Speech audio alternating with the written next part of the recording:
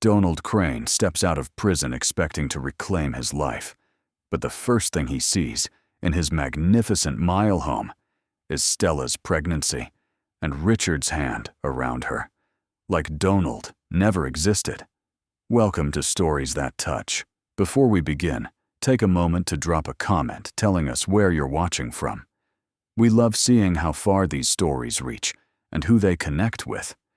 When the story ends, rate it from 0 to 10 and tell us which moment stayed with you the longest.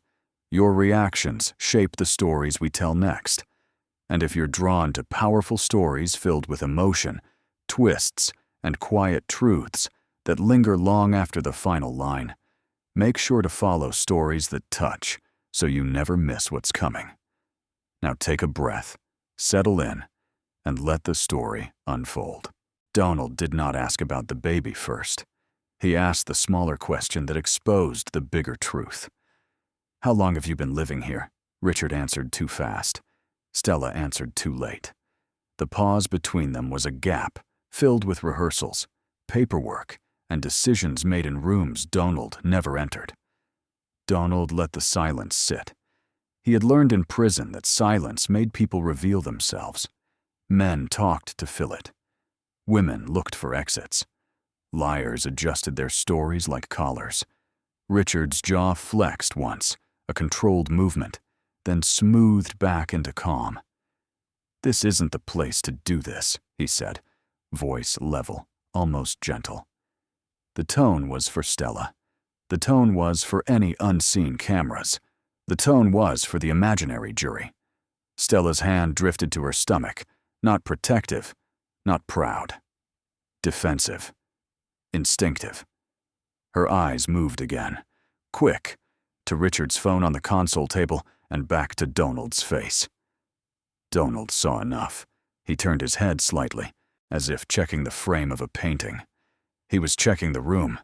The penthouse was bright and expensive and wrong. The air had a faint citrus note that was not Stella's. The shoes by the door were not his. The coat rack held a navy overcoat that carried Richard's shape. There were small edits everywhere, careful, tasteful edits that signaled a new authority without shouting it. The room had been reauthored. Donald looked at Richard again. "You are standing in my house," he said. Richard kept his hand on Stella's shoulder, not gripping, claiming. "It's not like that." Donald nodded once, like he was agreeing, like he was giving Richard room to keep talking, because people always showed more when they thought they were winning. But he did not take another step inside. He did not have to.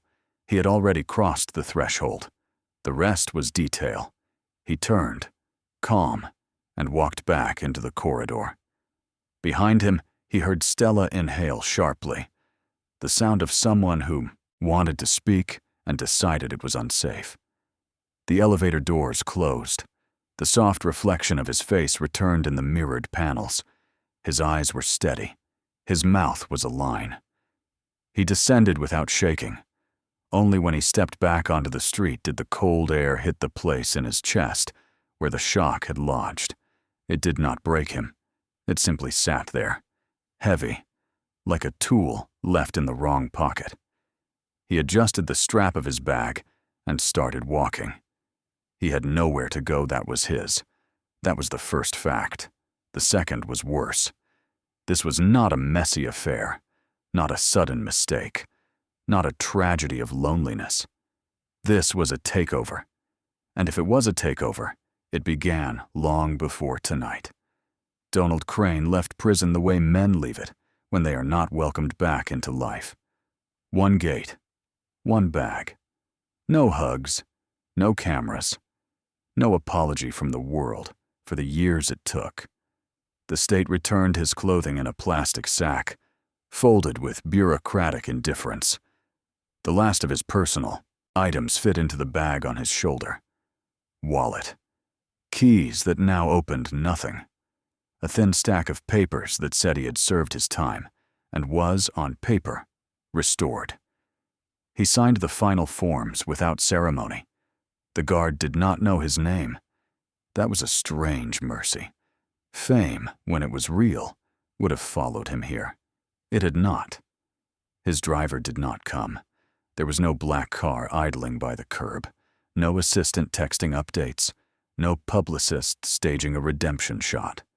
Only a cab with a dented door, window down, radio murmuring baseball talk. "Where to?"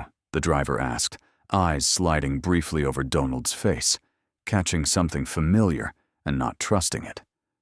Donald could have said a hotel. That would have been logical.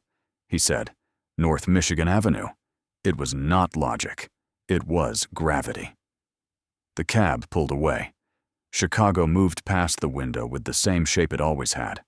The city looked clean, glassy, structured, busy in a controlled way. But Donald saw it differently now. Did not see buildings. He saw systems, permits, inspections, pressure points, the places a man could be removed without anyone noticing until the lights went out. Everything looked unchanged on the surface. Underneath, it was all new. New ads, new faces on billboards, new names on the kind of philanthropic banners Stella used to attend with him, the kind that pretended public good could be separated from private power. He saw a banner for a charity gala and felt his stomach tighten at the thought of Stella in a dress, smiling for cameras while he counted days in a cell. He kept his gaze forward. He would not let his mind turn that image into a story. Stories created emotion. Emotion created mistakes.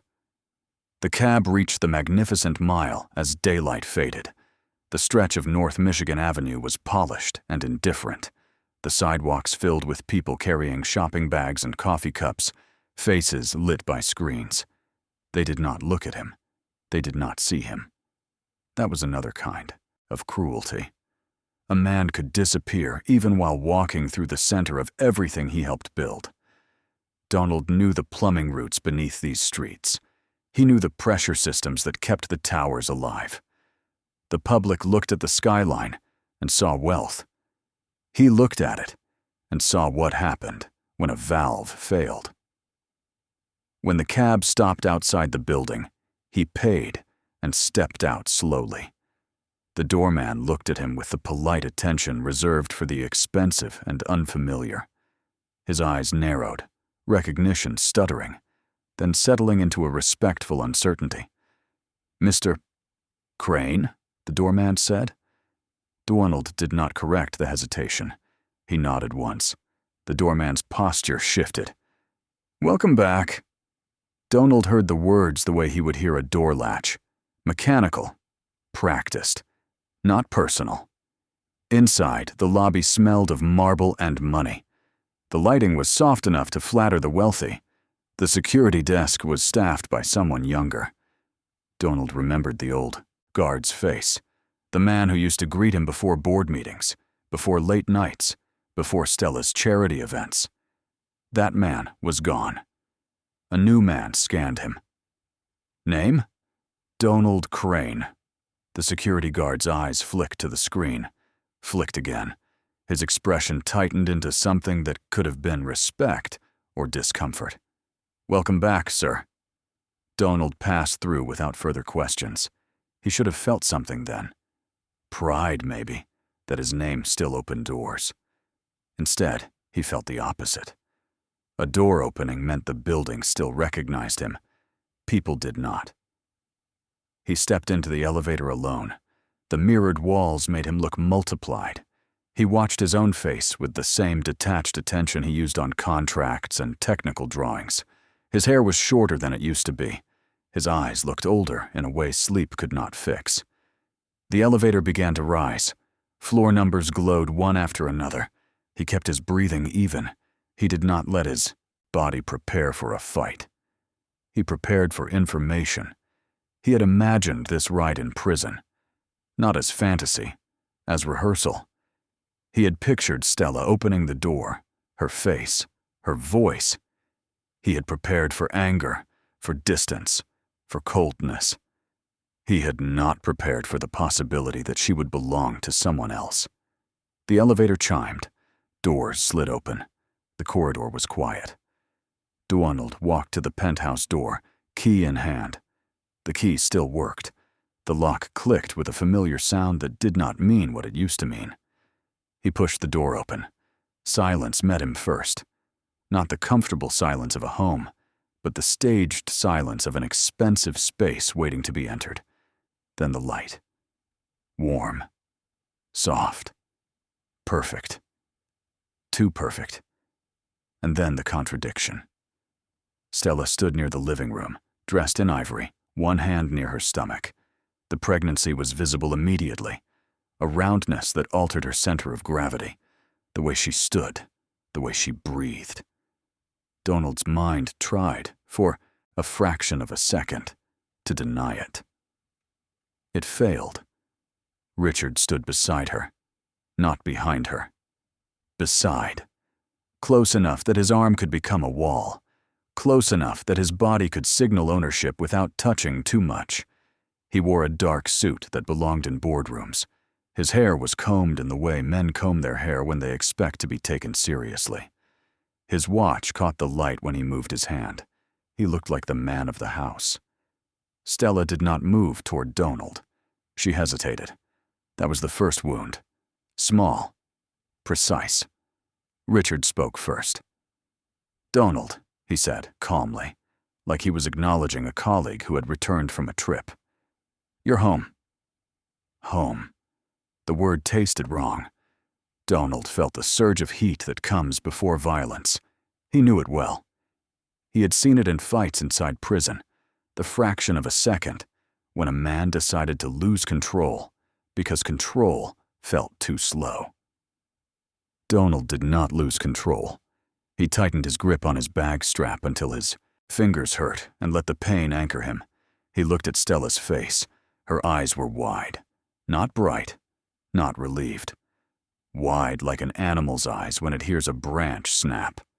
Fear, not guilt. Fear. Donald did not speak immediately. He let the silence stretch.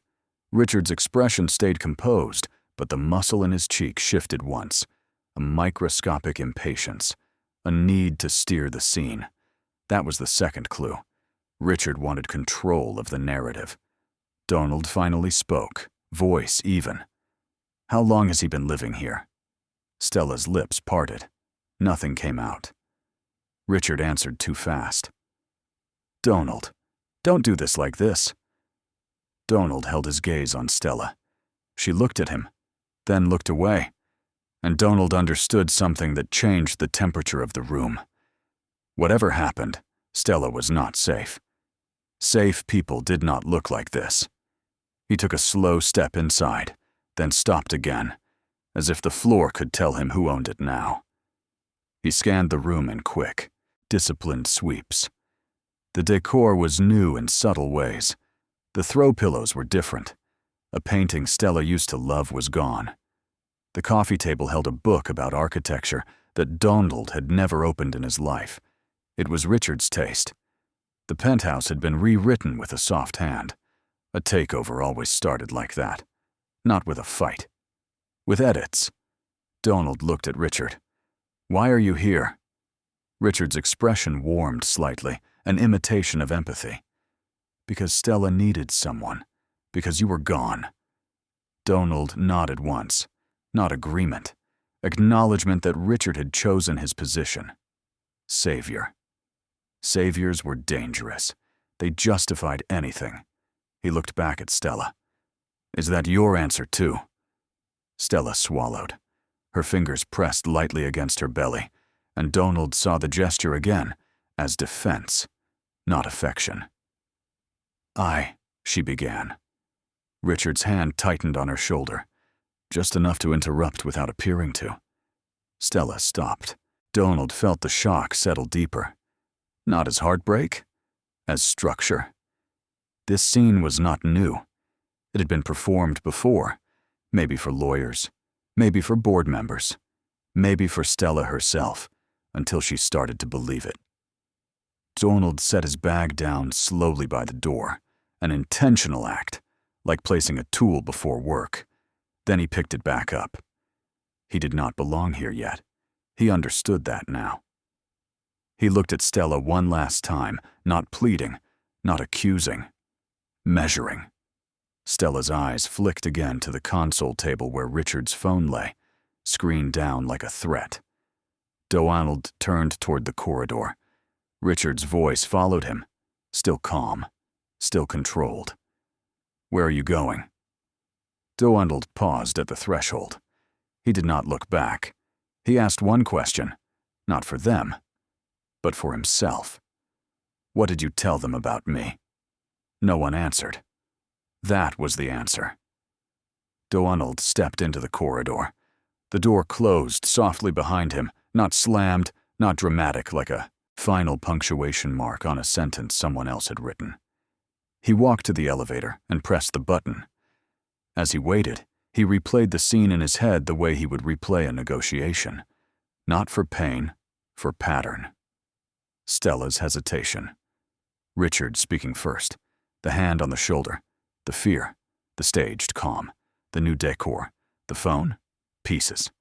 Not romance, not a mistake, a design. The elevator doors opened. He stepped inside.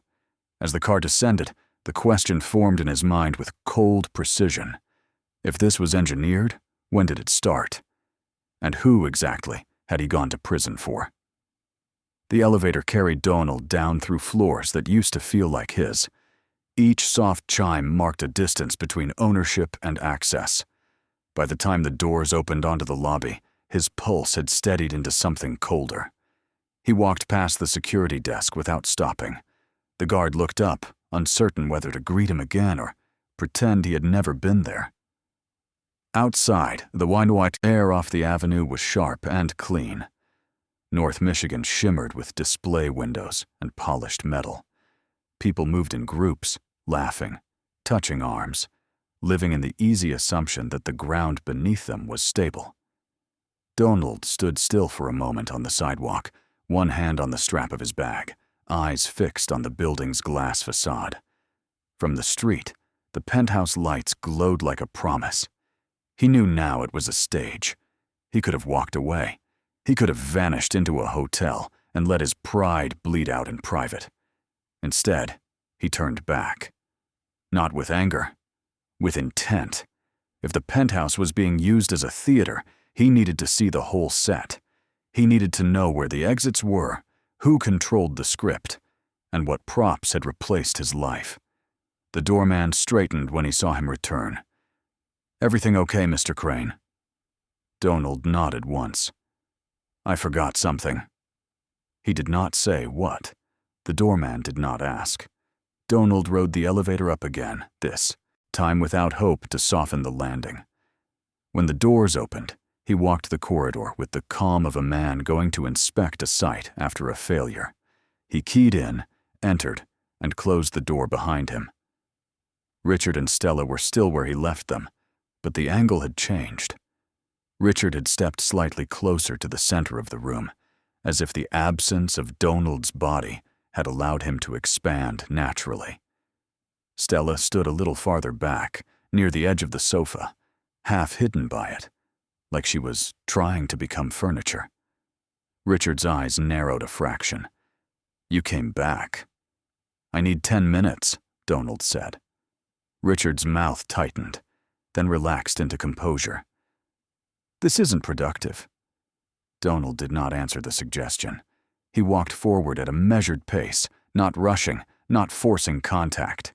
Stella's gaze flicked to him, then away, as if eye contact might become a contract. Richard followed him with his eyes. "Donald, let's not turn this into something it isn't." Donald stopped near the living room, set his bag down again, and looked around. The penthouse was familiar in outline. The ceiling still held the same recessed lighting. The walls were still a pale, expensive neutral. The view still cut across the city like a blade. But the details were wrong. The rug under the coffee table had been replaced. The old one had a faint mark from the time Stella spilled wine and laughed, and said it would remind them the house was for living, not showing. That rug was gone. This new rug was perfect and bland, designed for photographs. The sofa had been repositioned, so it faced the windows more directly, like the room was now arranged for watching the city rather than sharing it. The armchair by the reading lamp, where Stella used to curl up, was gone. In its place stood a minimalist chair that looked uncomfortable on purpose. The bookshelf held titles Donald had never cared for: corporate biographies, architecture, art theory, a hardback copy of a magazine with Richard's face on the cover, smiling next to a headline about resilience in leadership. Donald took a slow breath through his nose. Furniture placement wasn't decoration, it was a statement. He turned his head slightly, eyes moving to the hallway. The framed photo of him and Stella at their wedding was gone. The spot where it had been was now occupied by abstract art, sharp lines, cold colors. He looked toward the kitchen. The coffee machine had been upgraded to something sleek and automated, the kind of thing Richard would buy. Stella used to prefer the old one, the one that made noise and required attention, because she said it made mornings feel real. Donald reached the kitchen counter and looked at the fruit bowl. It held pears and grapes, arranged like a hotel lobby. Stella used to throw whatever she bought into a bowl without caring if it looked curated.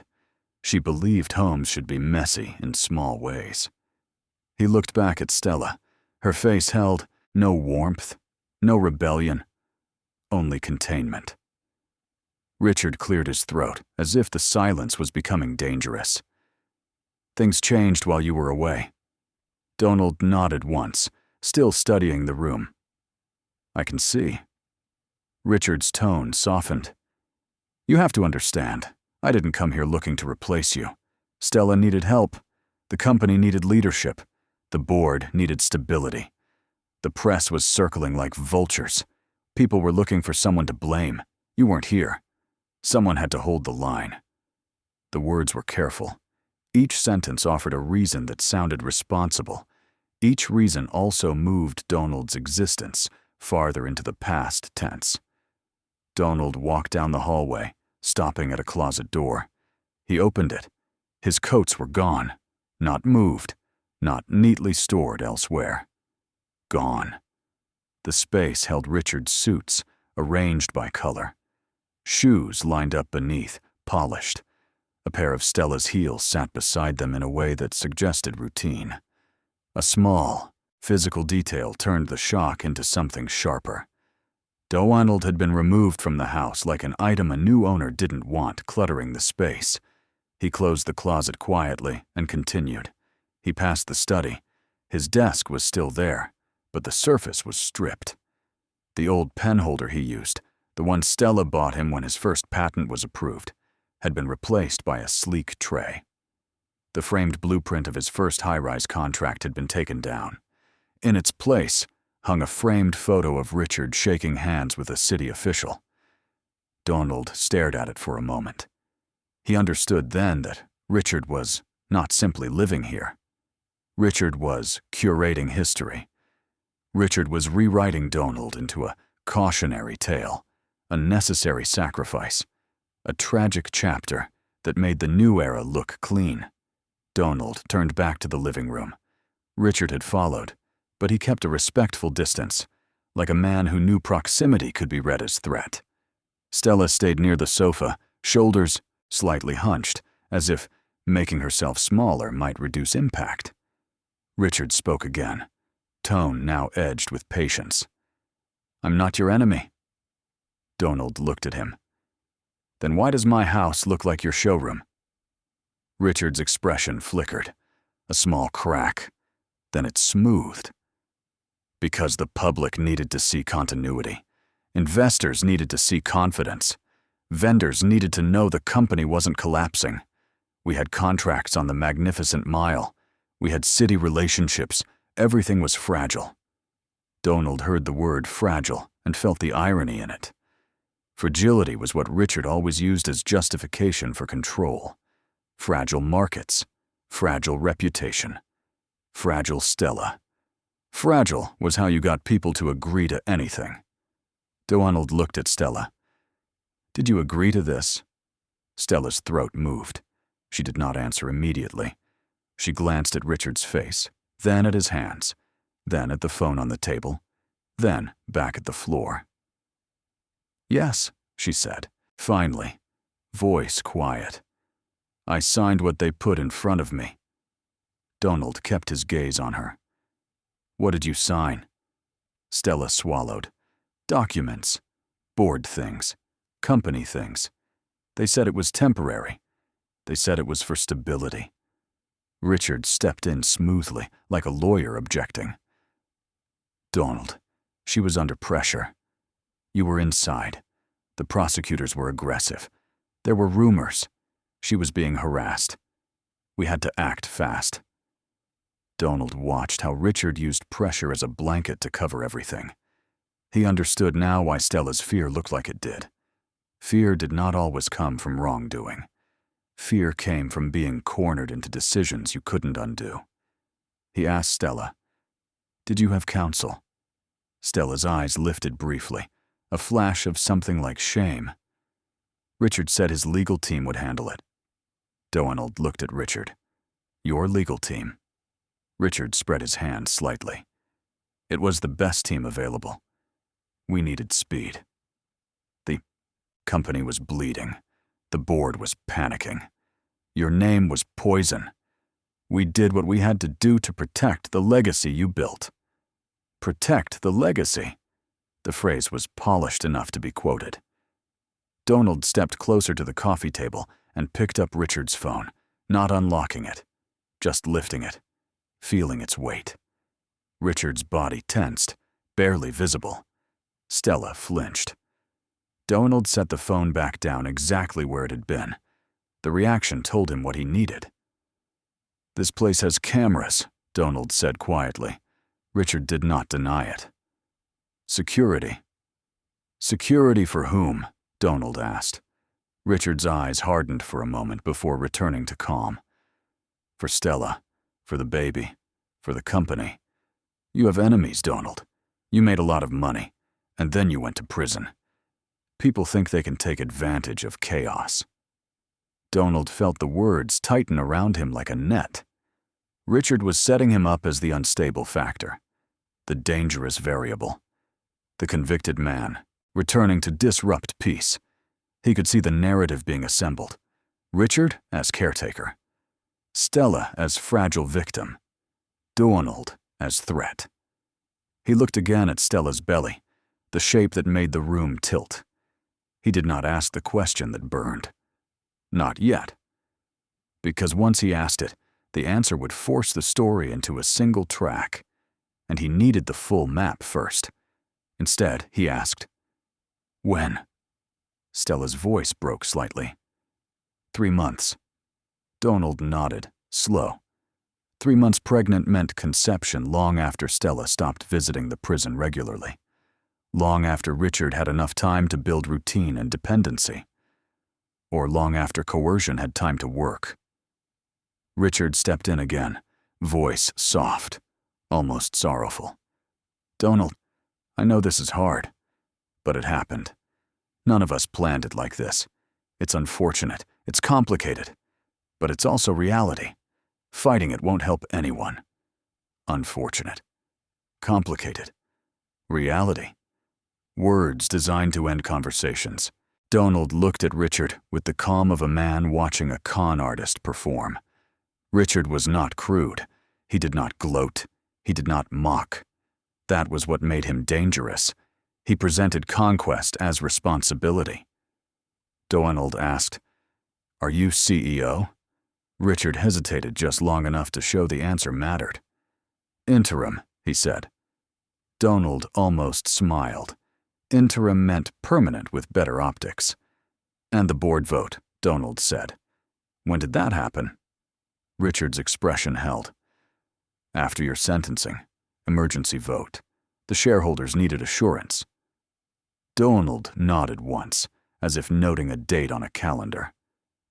"Emergency."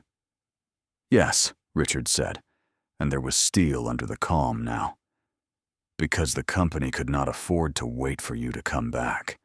Because the city would have pulled contracts. Because vendors would have walked. Because the empire you built would have collapsed." Donald heard the truth inside the justification. Richard was telling him that his absence had been profitable. Stella shifted her weight, hand still on her stomach, eyes low. She said quietly, "I didn't know what else to do." Donald watched her. He believed her, not because she sounded innocent, because she sounded trapped. He turned his gaze back to the room, to the small edits, the replaced objects, the erased photographs, the curated magazine covers. He understood that this was not merely Stella choosing Richard. This was Richard installing himself. A man did not move into a penthouse, into a marriage, into a company, into a public narrative by accident. A man did it because he could. Donald's chest tightened again, not with rage, but with quiet alarm. Alarm was useful. Alarm sharpened the mind. Rage blurred it. He picked up his bag. Richard's eyes flicked to the motion. "Where are you going now?" Donald looked at him. "To sleep." Richard's mouth curved slightly, not a smile, something colder. "You can't just come back and start interrogating people. Stella's pregnant. The baby needs stability." Donald nodded once. Stability. Richard stepped forward half a pace. "You need to think carefully about how you behave. The press would love a story about the convicted billionaire coming back to harass a pregnant woman. The board would love an excuse to call you unfit. The court would love to see you violate anything connected to your release." There it was. Not a threat. A framework. Richard was not warning him. Richard was drawing a cage. Donald held Richard's gaze, then shifted it to Stella. Her eyes lifted for a fraction of a second, and in that fraction, Donald saw something that made his hand tighten on the bag strap. A silent plea. Not to fight. Not to forgive. To be careful. Donald turned and walked to the door. He did not slam it. He did not shout. He did not say anything that could be recorded and used. He stepped into the corridor and let the door close behind him softly, the sound of wealth sealing itself shut. He stood still for a moment, breathing slow, eyes on the elevator doors. He had returned expecting to rebuild a marriage. Instead, he had walked into a structure designed to erase him. He understood now that arguing in that room would only strengthen Richard's narrative. It would turn Donald into the unstable ex-convict, the threat to Stella, the risk to the baby. Richard wanted a public meltdown. Donald would not give him one. The elevator arrived. Donald stepped inside alone. As it descended, he made a decision that felt like an internal lock clicking into place. He would not fight the story in the penthouse. He would reconstruct the past outside it. And the first question he needed answered was not about Stella, not about the baby, not even about Richard. The first question was about the day his life became removable. When did the plan begin? The elevator let him out into the lobby again, but this time the marble and soft lighting did not register as luxury. It registered as insulation, a building designed to keep the world out and keep certain truths in. Donald walked through it like a man walking through a set after the actors had gone home. The doorman watched him leave with a question in his eyes. Donald did not offer an explanation. Explanations were what Richard fed people.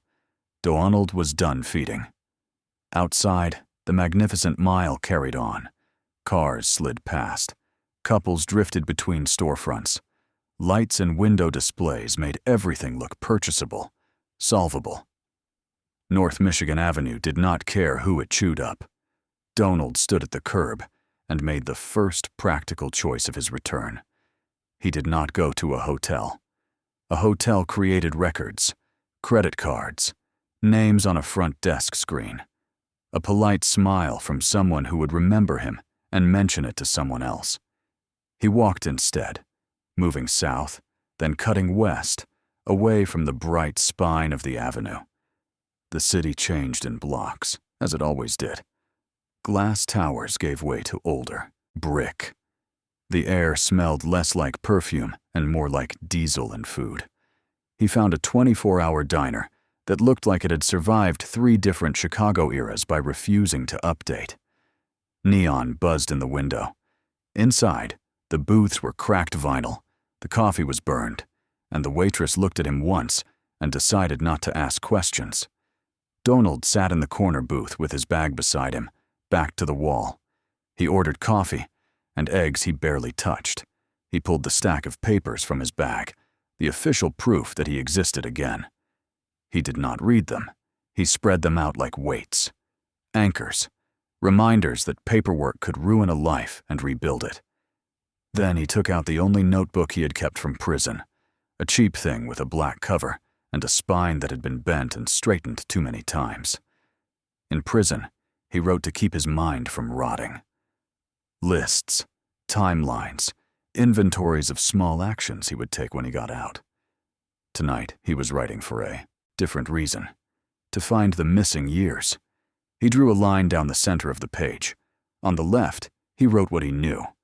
On the right, what he suspected. He began with dates. Sentencing. Transfer. First year. Second year. Stella's first visits. At the start, Stella had come often. She arrived with her hair pinned back, face pale, lips pressed tight like she was holding herself together by force. She brought him photos of their life, a picture of the skyline at dusk, a printed image of their penthouse view. She talked about the company in careful generalities, avoiding names, avoiding details, because the lawyers told her to avoid details. She said she loved him. She said she would wait. He wrote that down. Then he wrote the next phase. The visits became shorter. Stella's hands shook when she slid across the glass. She asked him the same questions twice sometimes, as if her mind was running in circles. She began to mention Richard more. Not as a threat, not as a lover, but as a presence. Richard was helping. Richard was handling meetings. Richard was managing press. Then the next phase. Stella missed one scheduled visit. She called afterward, voice tight, apologetic. Something came up, a board situation, a lawyer meeting, a media crisis. Donald accepted it. In prison, you learned to accept what you could not control. She visited again, but she looked thinner, tired, distracted. Then she missed another. Then a letter arrived, not in Stella's handwriting, but typed. It was brief. She was overwhelmed. She needed space. She loved him, but everything was complicated. He remembered the exact feeling in his stomach when he held that letter. Not anger, confusion. Because Stella did not speak like that. Stella wrote like she breathed, messy, direct, emotional, impatient with polish. This letter was polish. He wrote that down. He kept building. After that letter, her visits stopped completely for a while. He heard rumors through the prison grapevine. Other men whose families were falling apart at the same time. Men who watched visits end like seasons. He told himself it was normal, but he had never stopped thinking. Tonight, he did not let himself call it normal. He called it what it was. A shift. He wrote the date, then underlined it. The waitress refilled his coffee without asking. Donald nodded once, eyes never leaving the page. Next, the lawyers. At first, Donald had his legal counsel, a team he had hired long before the case turned ugly. They were aggressive, expensive, loyal. They visited him, brought updates, explained strategy. They told him the prosecutor wanted a scalp, not the truth. Then, without warning, the team stopped coming. When Donald asked, he was told the firm had been replaced. The official reason was cost and efficiency. The new counsel was part of a consolidated strategy to protect the company and Stella. Protect the company. Protect Stella. He had accepted it at the time because he believed protecting Stella meant protecting everything. He wrote it down. Then he wrote the question he should have asked back then. Who chose the new lawyers? He did not have to guess anymore. Stella had answered in the penthouse without meaning to. Richard said his legal team would handle it. His. The coffee cooled. Donald drank it anyway. Next, the press. In the first weeks, headlines called him a titan, a fallen billionaire, a man who allegedly bent rules to keep his empire alive.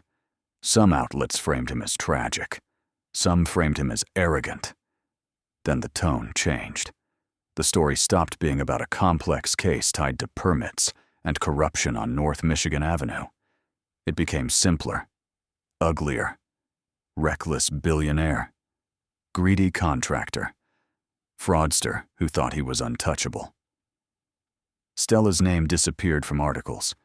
Where she was mentioned, it was as a misled spouse, a woman dragged into chaos by her husband's ambition. Donald remembered reading those clippings in prison, feeling something twist, and then settle. If Stella was being left out of the narrative, he had assumed it meant she was safe. Now he saw another possibility. Someone had rewritten the narrative to isolate him. He wrote, "Media shift." Then, who benefited? The answer was obvious, but he forced himself to keep it as a question. Questions kept the mind clean. Answers too early created blindness. Next, the company. Donald had built Crane Plumbing Group into something bigger than its name. He had patents, systems, maintenance contracts for half the towers on the Magnificent Mile. His people ran routes like clockwork. His work was invisible when it succeeded.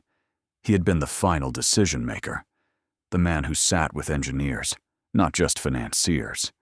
He had assumed that even in prison, the company would remain his. The shares were his. The legacy was his.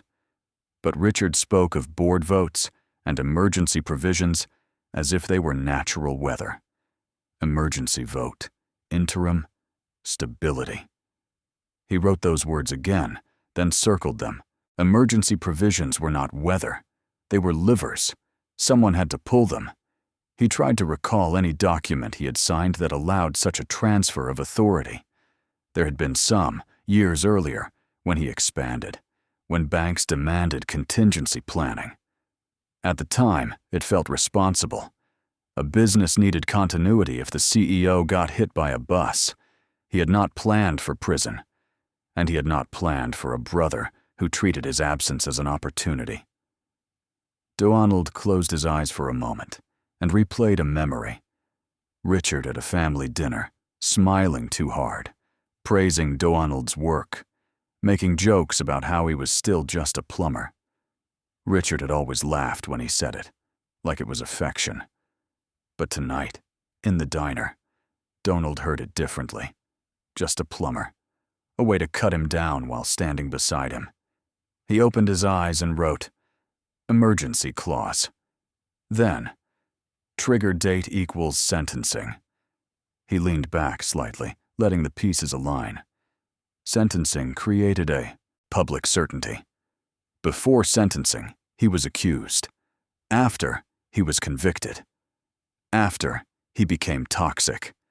That was the moment a board could justify anything. The company needed stability.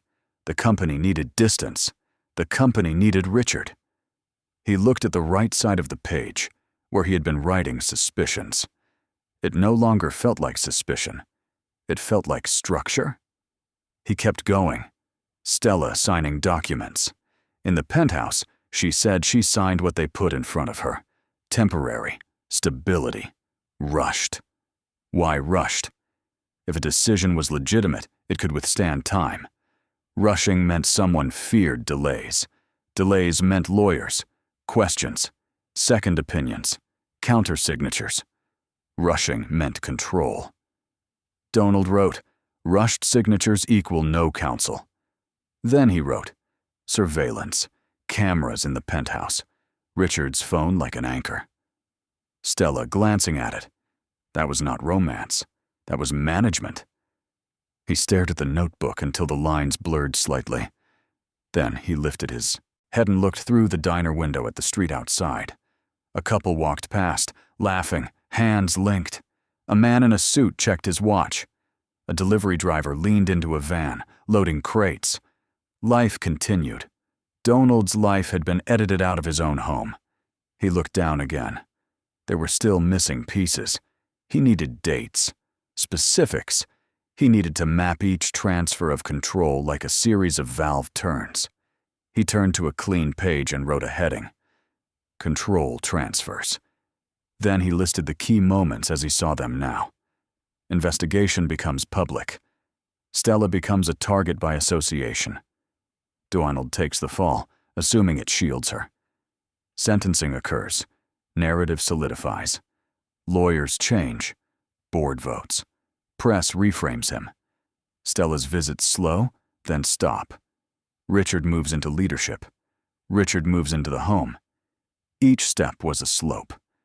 By the time he returned, the slide was complete. He felt something settle behind his ribs, not despair, not rage. Clarity. He had walked into the penthouse thinking the problem was emotional. Betrayal. Loneliness. Time. Now he understood the deeper pattern. Stella had not simply drifted away. She had been pulled. Richard had not simply stepped in. He had stepped up on purpose. Donald's prison sentence had not been a shield for Stella. It had been the tool that made everything else possible. He shut the notebook and held it closed in his palm, feeling the cheap cover and the solid weight of what he had written. Then he opened it again and wrote one final line at the bottom of the page, the conclusion he had been circling all night. I did not go to prison to protect Stella. I went to prison to remove myself. He stared at the sentence until it stopped feeling like ink and started feeling like a door. Outside, a police siren passed in the distance. Inside, the diner's radio shifted to a new song. The waitress wiped a table with slow circles. Donald stood, left cash on the table, and slung his bag over his shoulder. He stepped out into the Chicago night with a new kind of purpose. If the missing years were engineered, then the beginning mattered. He needed to go back to the first lie. The day the case became about him, the day he decided to take the fall, and the day Richard realized he could take everything else. Donald walked north until the streets began to look expensive again, until the air carried that faint perfume of money and polished storefronts. He did not have a plan for where to sleep. He had a plan for what to see. The first lie, the first lever. Richard had called it stability. Stella had called it temporary. The city had called it justice. Donald called it a mechanism. He returned to the building by foot, not because he needed the penthouse, but because he needed one more look at the structure that had replaced his life. He needed to confirm something his instincts were already shouting. The doorman saw him again and stiffened, this time with uncertainty instead of polite recognition. Donald did not stop. He went through the lobby like a man walking into a job site with a problem he intended to solve. The security guard watched him pass, eyes flicking to the screen, deciding whether to call someone. Donald felt the attention like heat on his skin. He did not change his pace. He rode up. When the elevator opened, he did not walk hesitantly. He walked as if he still belonged, because in systems, confidence was a key. He entered the penthouse without knocking. The room had shifted again, subtly, like a stage reset between acts. Richard was not in a suit this time. He wore a crisp white shirt, sleeves rolled, the look of a man prepared to appear hard-working. Stella sat on the couch, back straight, hands folded in her lap. There was a glass of water on the table beside her, untouched.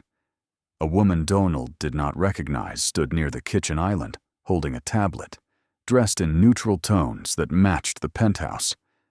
Not a friend, not staff in a traditional sense, an assistant or an observer. The presence of a third person changed everything. It made the room public without being public. It made every word a performance. Richard looked up first and smiled with controlled irritation. "You're persistent," he said. Donald let his eyes sweep the room once, taking inventory. There was a small black device in the corner near the ceiling, barely visible unless you were trained to notice angles. Another on the opposite side. Cameras. Security, Richard would say. Donald stepped forward, calm. We need to talk. Richard gestured toward the assistant as if she was furniture. We are. Donald's gaze slid to Stella. Her eyes met his for less than a second before dropping. Not shame, not anger. Calculation. She was measuring what she could safely do in front of witnesses. Donald understood then that private truth was not allowed here. Everything had to pass through Richard's filter. He took a seat opposite Stella, not beside her, not crowding, not performing intimacy that would put her on defense. The space between them was a statement of respect and restraint. He kept his hands visible. Richard remained standing. It gave him height. It gave him control. It also revealed something else. He was guarding, not Stella, the narrative. Richard's tone was soft, as if explaining something to someone who had been asleep. I know you want to ask questions, Donald. I understand the shock. But you need to accept reality. This isn't going to change because you're upset. Accept reality. The phrase landed exactly as designed. A door closing. Donald did not argue with the phrase. He watched how Richard used it. He watched how the assistant's eyes moved between them without moving her head. He watched Stella's hands tighten slightly on her lap. Donald asked, "Are you recording this?" The assistant's expression remained neutral. Richard did not blink. It's a secure residence. There are cameras. It's not about you. It was always about him. It just could not be said out loud. Donald nodded once. Then we'll keep it simple. He looked at Richard. You said earlier it's complicated. Richard exhaled, the controlled sigh of a man who had rehearsed patience. It is complicated, and I'm trying to handle it like an adult, not like a headline. You need to understand what's at stake. There it was again. The press, the public, the optics. Stakes that only mattered if you were controlling a story. Donald's jaw tightened. Anger rose, hot, clean. He felt the urge to stand, to take Richard's composure and break it on the floor. He did not. Anger was fuel, but it had to be burned in an engine, not spilled. He turned to Stella and kept his voice low. Did you want me to come back? Stella's eyes lifted, startled. For a fraction of a second, something broke through the surface. Exhaustion, grief, a need for relief. Then she looked past him, to the assistant, to the corner of the ceiling, to Richard. Her face closed again. I didn't know when you would get out, she said quietly. It was a sentence with two meanings. It sounded like explanation. It was also an admission. She had been waiting. Then she stopped waiting. Donald let the words sink, then asked, When did you stop visiting? Stella's mouth tightened. She glanced at Richard. The glance was quick, but it was the same pattern as before. Permission. Richard stepped in immediately, voice gentle like a hand on a shoulder. Donald, don't interrogate her. She went through hell. She was being followed. Reporters showed up at her charity events. People sent letters, threats. You were inside, she was alone, and the company was collapsing under uncertainty. He used loneliness like a weapon, as if loneliness justified any outcome. Donald looked at Stella again. Was that why? Stella's fingers pressed into her palm. Partly. Partly meant there was more. Donald felt the anger shift into something sharper. Not grief, not jealousy, suspicion. Richard noticed the shift. He leaned forward slightly, hands on the back of a chair. Tone still soft, but now structured. Look, he said, I'm not here to fight you. I'm here to make sure this ends without destroying everyone involved. Stella's pregnant. The baby deserves stability. You deserve peace. The company deserves protection. There's a way to handle this quietly. Quietly meant privately. Privately meant controlled. Richard nodded toward the assistant. She set the tablet on the counter and slid a folder across the island toward the living room, stopping it just short of Donald's reach, like offering food to an animal. Donald did not move to take it. Richard said, "It's a settlement, a clean one. You sign away certain claims. In return, you get a generous arrangement. Housing, a lump sum, a monthly stipend. You walk away from any media circus, and Stella gets to breathe." Donald looked at the folder as if it might explode. "A settlement," he repeated. Richard kept his voice warm. "It's the only responsible option." Donald laughed once, very quietly. No humor, just disbelief. "You're offering me money from my own company to buy my silence." Richard's expression held. "I'm offering you a future that doesn't involve lawsuits and public humiliation." There was the threat inside the gift. Public humiliation. He would paint Donald as unstable, vindictive, dangerous. He would frame any resistance as harassment of a pregnant woman. The legal system would then do what the media had already done. It would reduce him to a label. Convicted billionaire. Volatile ex-husband. Threat. Donald felt his anger flare again, hotter now. He imagined headlines. He imagined social media clips. He imagined Stella's face on a televised interview, coached, tearful, saying she feared for her unborn child. Richard had set the board before. Donald even stepped off the prison bus. Donald looked up at Richard. "And if I don't sign?" Richard's mouth curved slightly. Not a smile, a calculation. "I'm not threatening you," Richard said. "I'm being honest. If you don't sign, things get ugly. The board will move to protect the company. Stella will need a restraining order for safety. The press will swarm. You'll be dragged through court again. Maybe you'll violate terms of your release without even realizing it. It will be messy." He said it as compassion. He meant it as a cage. Donald's hands clenched into fists on his knees. He forced them open again, slowly, visibly. A deliberate act of control. He did not look at the folder. He looked at Stella. "Is this what you want?" he asked her. Stella's throat moved. She looked directly at him for a longer moment this time, and Donald saw the conflict like a crack in glass. She wanted to speak. He could feel it. She wanted to give him something real, but she was surrounded by devices and people who existed to stop real things from being said. Stella's voice came out thin. "I just want this to stop." Donald nodded. He believed that too. But stopping did not mean surrendering. He leaned forward slightly, lowering his voice even more. "Stella, look at me." Not at him. Stella's eyes flicked up, held. Her pupils widened slightly, as if she had been holding her breath and forgot she could breathe. Donald said, "Are you afraid of me?" Stella's brow tightened. "No." The answer came too quickly to be strategy. It came from somewhere true. Richard's posture shifted immediately. "Donald, don't manipulate her." Donald ignored him. He stayed on Stella. "Are you afraid of what happens if you speak?" Stella's hands tightened. Her eyes dropped. Silence. The silence was the answer. Donald felt a slow, cold clarity pour through him. This was not a simple triangle, not a romance, not even a betrayal in the usual sense. This was pressure.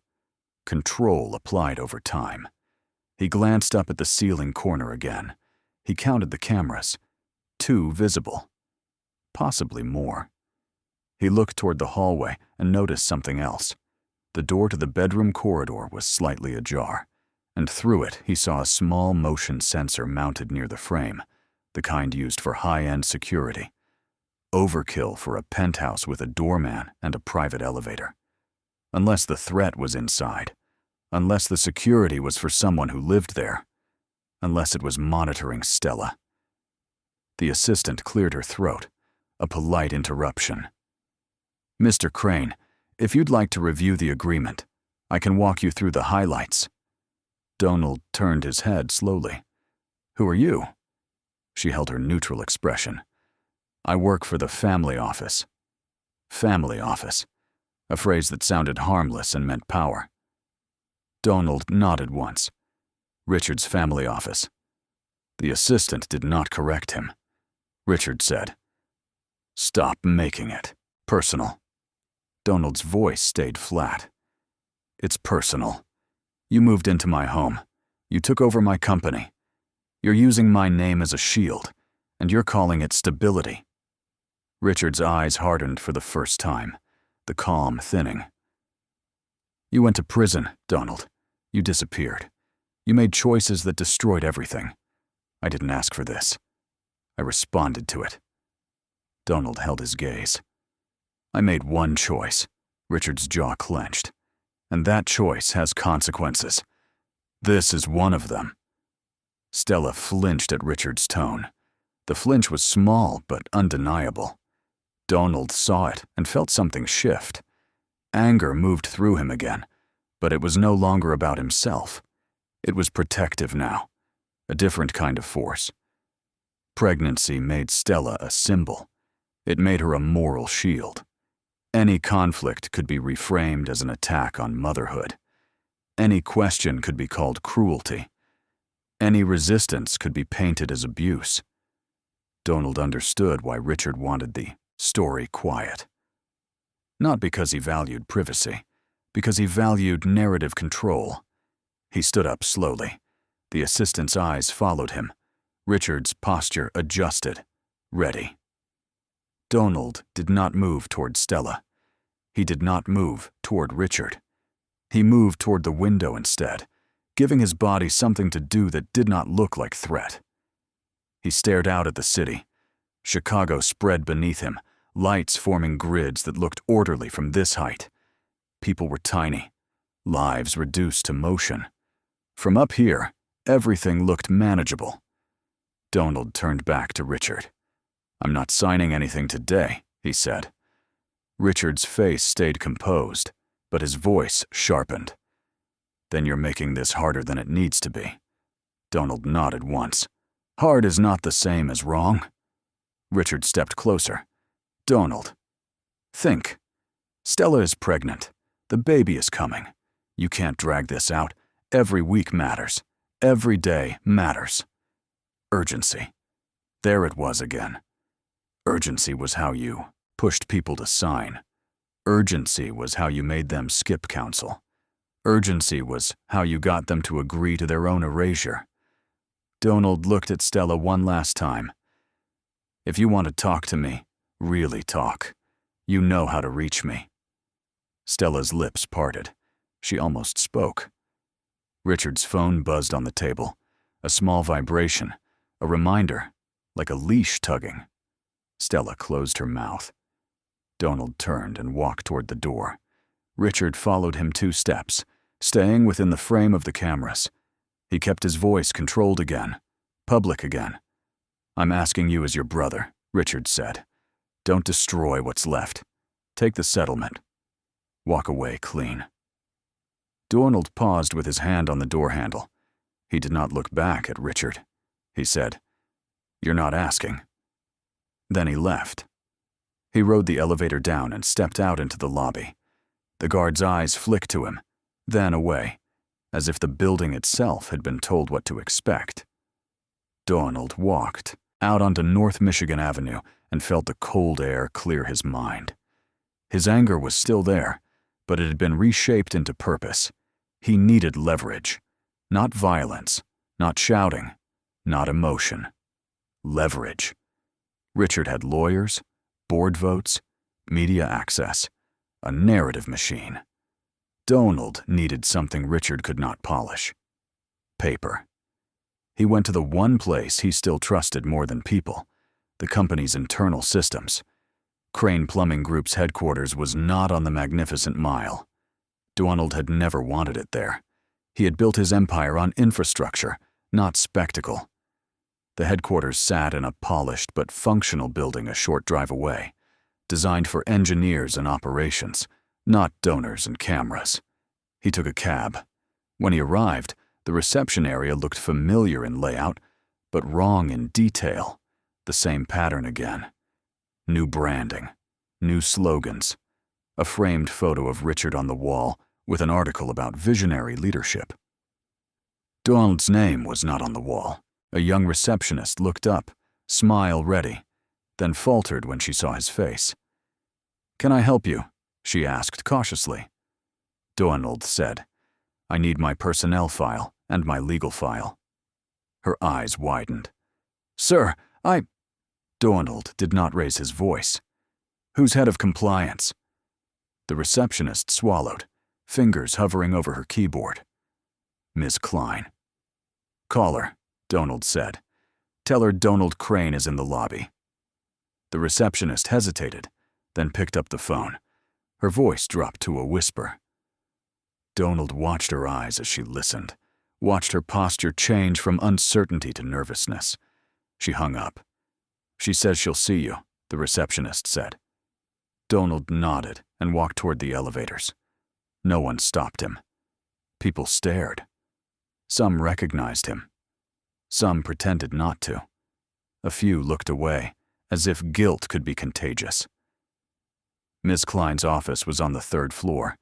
She met him at the door, professional, careful. "Mr. Crane," she said, voice neutral, eyes measuring. "I wasn't expecting you." "Neither was I," Donald replied. She gestured him inside. The office was neat, sterile, the kind of room where decisions were framed as policy instead of power. Donald sat. He said, "I need everything connected to my conviction. Legal filings, settlement discussions, NDAs, board minutes." Ms. Klein's expression tightened. "Those files are restricted." "By whom?" Donald asked. She hesitated. "By the executive office." "Richard." Donald nodded once. "Then I need to see what I am restricted from." Ms. Klein shifted in her seat, and Donald saw the fear beneath her professionalism. Not fear of him. Fear of what happens when you defy Richard. "I can show you what's publicly accessible," she said. "I'm not asking for public," Donald replied. "I'm asking for mine." Ms. Klein exhaled slowly. "There are confidentiality clauses." "Show me," Donald said. She opened a drawer, pulled out a thin binder, and set it on the table between them, like a weapon she did not want to touch. Donald flipped through pages with controlled speed, scanning headings, signatures, dates. Then he saw it. A sealed clause, a section stamped and flagged, tied to a confidentiality requirement that activated the moment he was sentenced.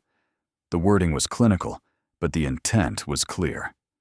Silence, enforced under the banner of family reputation. He read the line twice. Then he looked up at Miss Klein. "Who wrote this?" She did not answer immediately. Donald's voice stayed calm. "Who submitted the request for this to be sealed?" Ms. Klein's eyes dropped to the binder, her lips pressed together. Then quietly, she said, "The request came from counsel representing the family office." Donald held her gaze. "Richard's counsel." Ms. Klein did not deny it.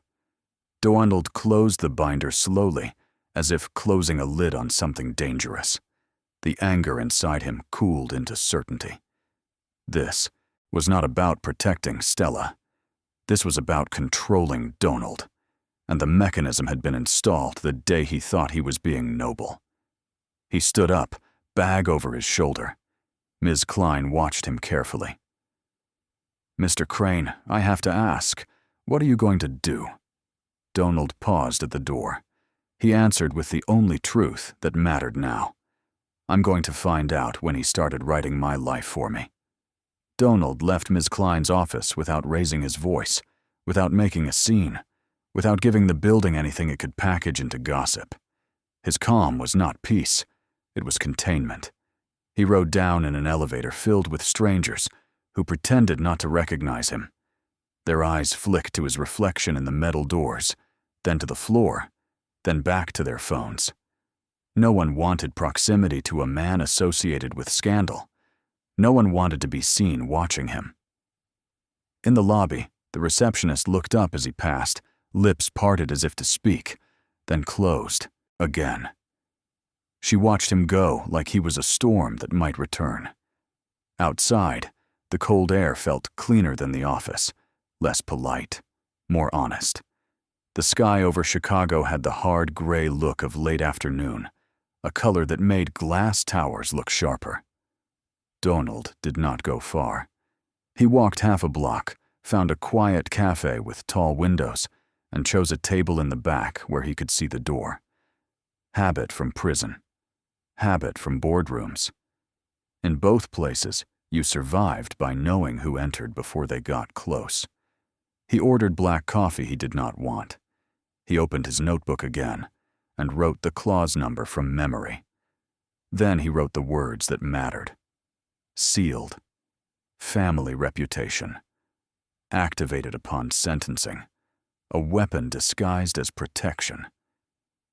He stared at the page until the anger in his chest found a shape that could be used. He needed copies. Memories were not admissible. Feelings were not evidence. In Richard's world, truth had to be documented to exist. Donald took out his phone, the cheap one he had bought on the way from the diner earlier, and dialed Miss Klein's number from the business card she had given him. It rang twice before she answered. "Mr. Crane, I need copies," Donald said. A pause. "I can't authorize that." "You can provide what is legally mine," Donald replied. "I am not asking you to break policy. I am asking you to tell me what policy is being used to restrict me." Another pause, longer this time. "I can print the sections that reference you directly," Ms. Klein said finally, voice careful. "But it has to be logged." "Log it," Donald said. "If it's logged, it exists." He hung up and sat still, hands wrapped around the coffee cup, feeling its heat through the paper sleeve. He did not drink. He watched the door. 10 minutes later, his phone buzzed. Unknown number. He answered. Yes. Richard's voice came through, smooth, familiar, and now edged with something that tried to sound concerned. "You went to the office," Richard said. Donald did not react to the confirmation that he was being watched. He had already assumed it. "I did," Donald said. "You shouldn't be doing that," Richard replied. "You're still under conditions. You don't want to trigger anything." Trigger anything. The same language of urgency and protection, reframed as warning. Donald kept his voice flat. "I'm reading my own paperwork." Richard sighed softly, the sound of a man performing patience. "Donald, we can handle this privately. You don't need to dig. You don't need to reopen wounds." Donald looked out the window at the street, at people moving through their lives, without understanding how easily a narrative could be rewritten over them. "Wounds don't close under contracts," Donald said. Richard's tone tightened a fraction. "You're not thinking rationally." Donald almost laughed. Richard had always used that phrase when he wanted to dismiss someone without arguing facts. Not rational. Too emotional. Unstable. "I'm thinking clearer than I have in years," Donald said. Silence on the line. Then Richard spoke again, softer. "Stella is under enough stress. The baby is under stress. If you push this, you'll hurt them." There it was. The moral shield. Pregnancy as leverage. Donald felt the controlled fury rise again, clean and sharp, not explosive. "You mean if I push this, you'll lose control," Donald said. Richard's voice went colder. "That's not what I said." "It's what you meant," Donald replied. Richard exhaled. "Listen, I'm still your brother. I'm trying to stop you from destroying what's left. Take the settlement. Walk away." Donald ended the call without saying goodbye. He did not do it dramatically. He simply tapped the screen and cut off Richard's voice. He sat back and let the silence return. Richard had called to warn him, which meant Richard feared paper.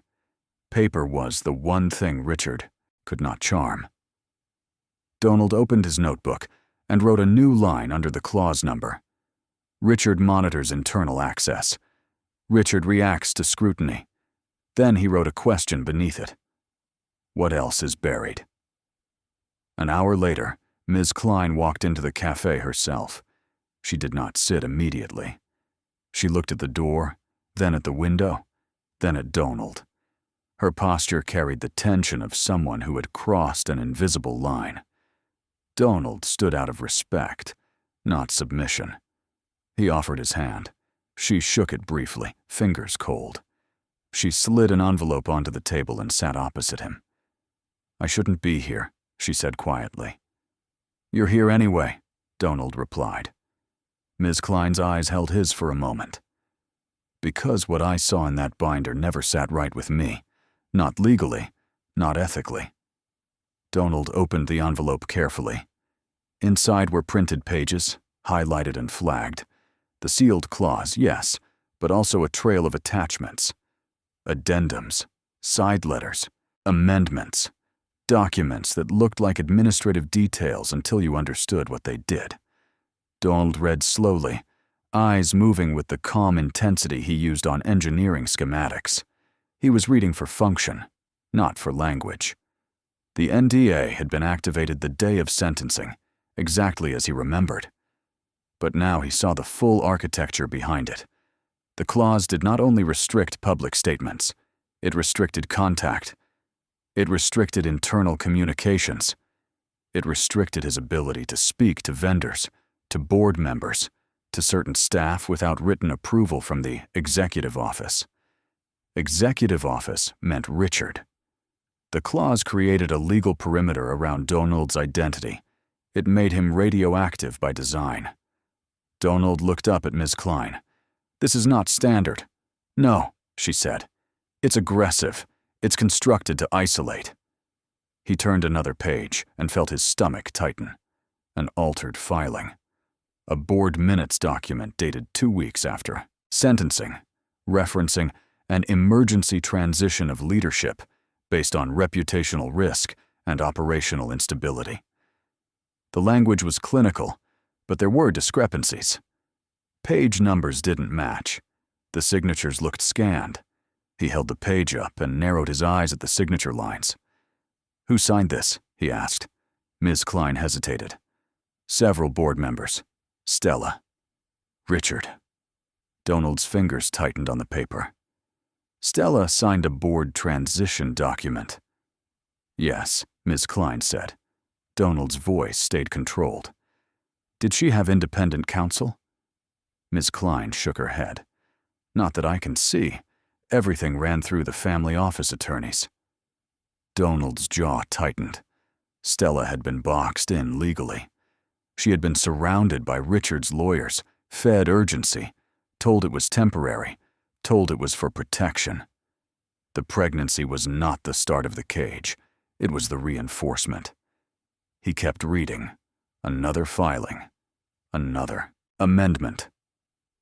Another restriction. Each one tightened the perimeter around him.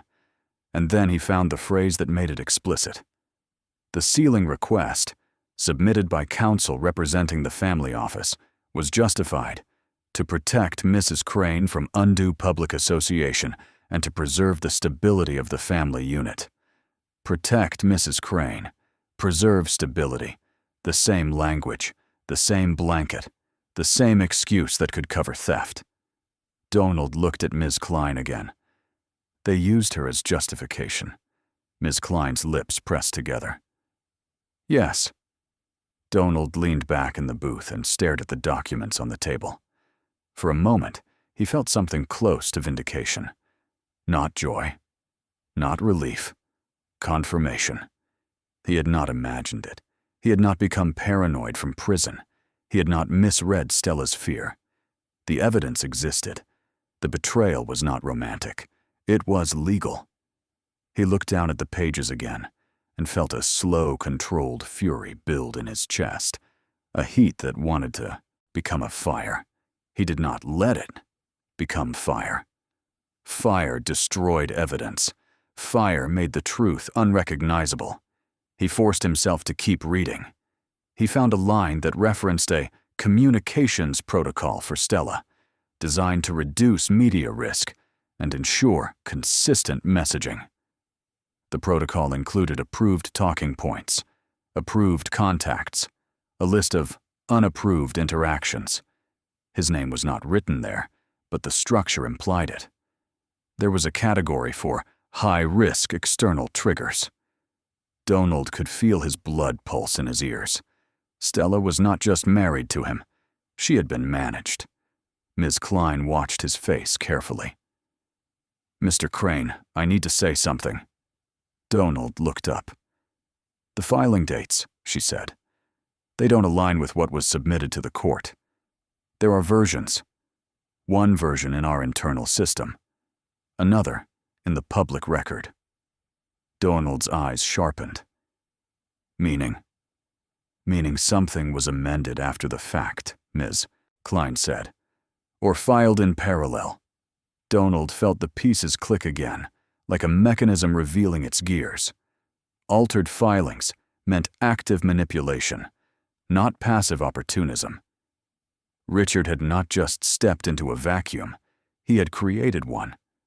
Donald set the papers down carefully, stacking them in order. He treated them like evidence, because that was what they were now. He looked at Ms. Klein. "Why are you helping me?" Ms. Klein's eyes flicked toward the window. "Because I've watched your name be used as a shield and a scapegoat. And because the way Stella signed those documents, it wasn't consent. It was pressure." Donald nodded once. "Thank you."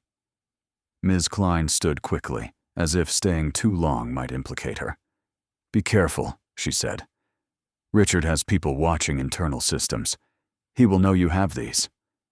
Donald slid the documents back into the envelope. "Let him know," he said. Ms. Klein hesitated, then left without another word. Donald sat alone again, envelope under his hand. He could have gone to court immediately. He could have gone to the press. He could have stormed the penthouse with the papers like a man holding a weapon. He did none of that.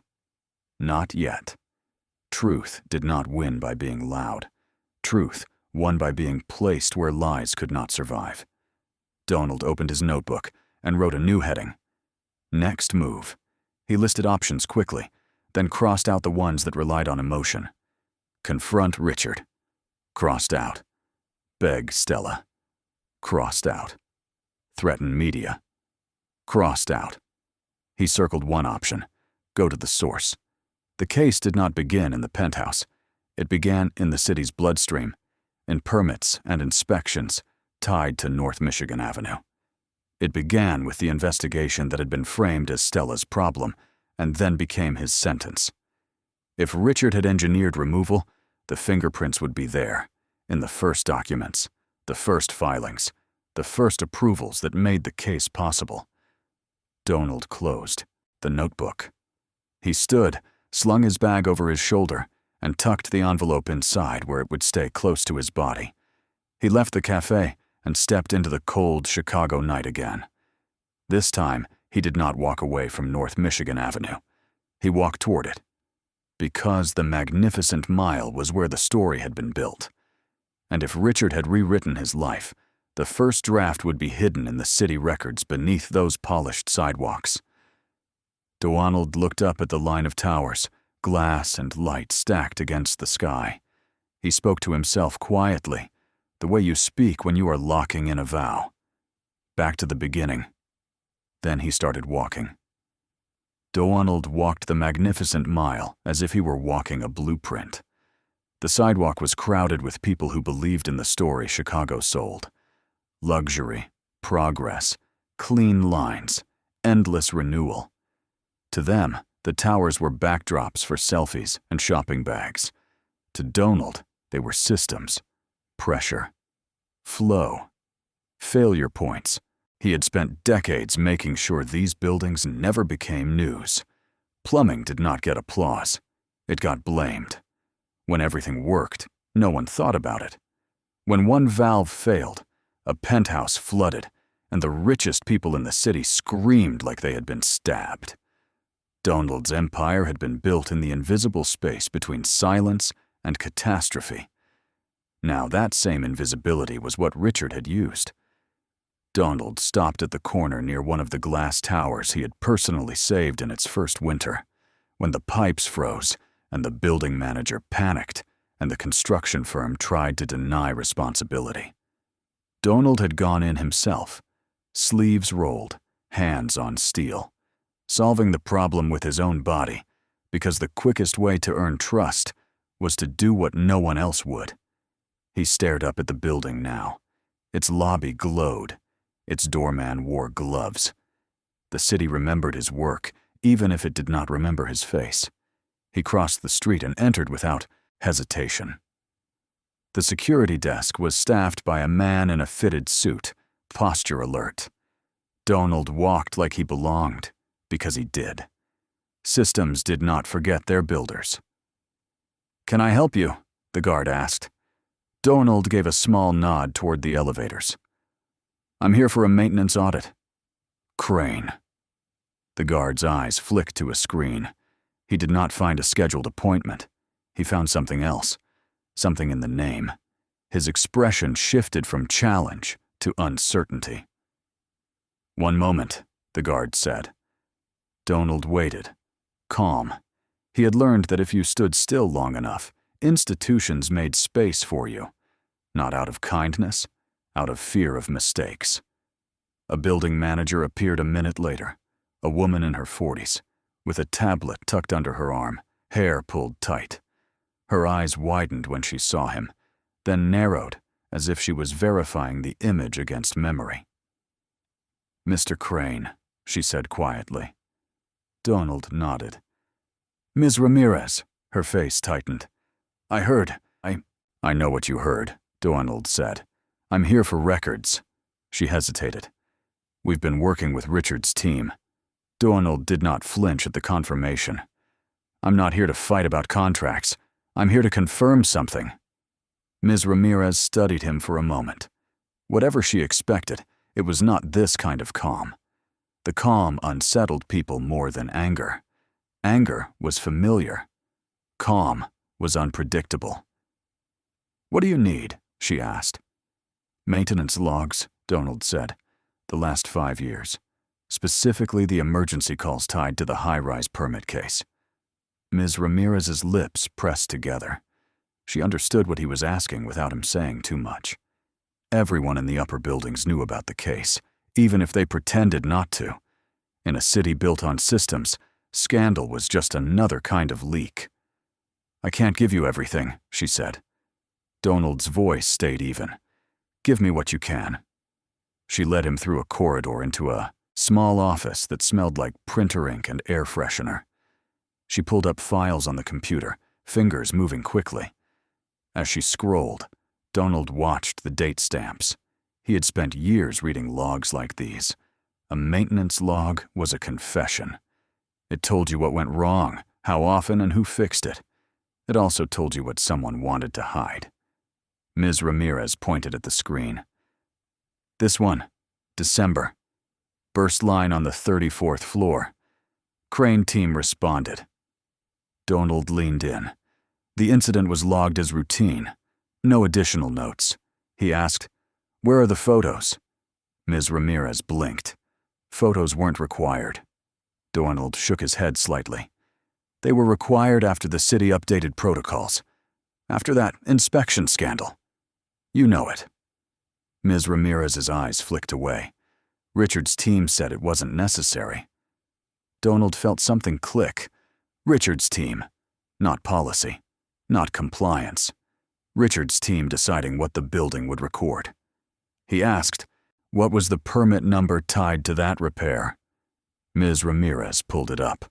The number matched one of the permits referenced in the court record from Donald's case.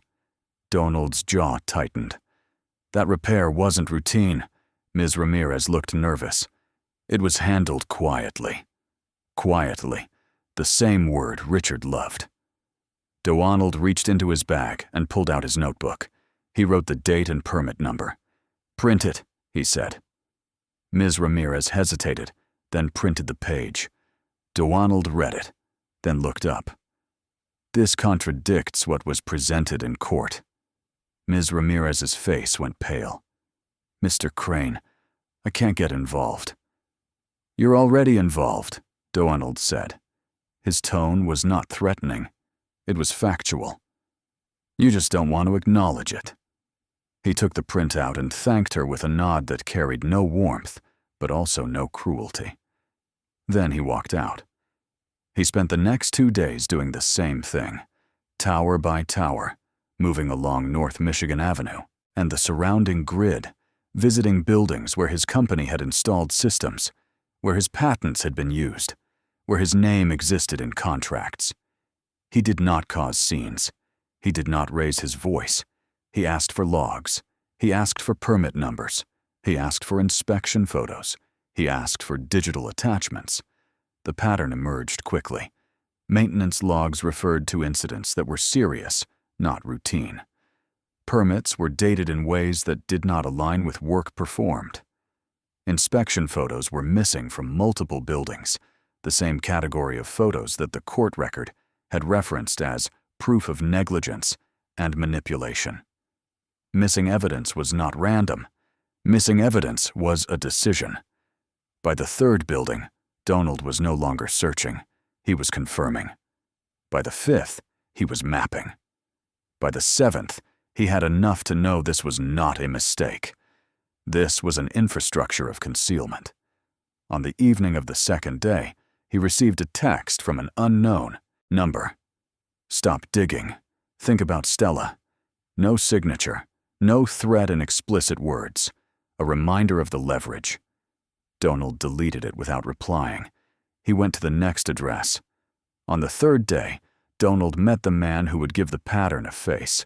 His name was Mark Jensen, a former project manager who had worked under Donald for years before leaving, officially for new opportunities.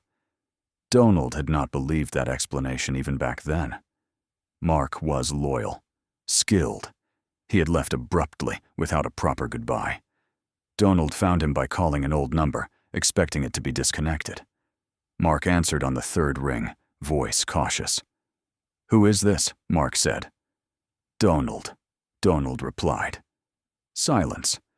Then Mark's voice lowered. "You shouldn't be calling me." Donald held the phone away from his ear slightly, listening to the fear. "Meet me," he said. Mark hesitated. "Where?" Donald chose a place that did not belong to either of them. A diner off the main road, quiet, unremarkable. When Mark arrived, he looked older, leaner, eyes sharp the way men's eyes get when they have been watching their backs for too long. Mark slid into the booth opposite Donald and did not touch the menu. "You're out," he said. "I'm out," Donald agreed. Mark's jaw tightened. "You shouldn't be here. Richard's watching everything." Donald nodded once. "I know." Mark studied him. "Then why are you doing this?" Donald did not answer with emotion. He answered with purpose. "Because my conviction doesn't match the city records." Mark's face changed, a tight grimace of recognition. "You found it," Mark said. "I'm finding it," Donald corrected. Mark leaned forward, voice low. "Richard took over the week you were remanded." Donald's eyes narrowed. "Before sentencing?" Mark nodded. "He called it temporary leadership, emergency stability. He said the board needed someone to reassure investors. He said you told him to handle things." "I didn't," Donald said. "I know," Mark replied quickly. "But he told everyone you did. He used your absence like permission."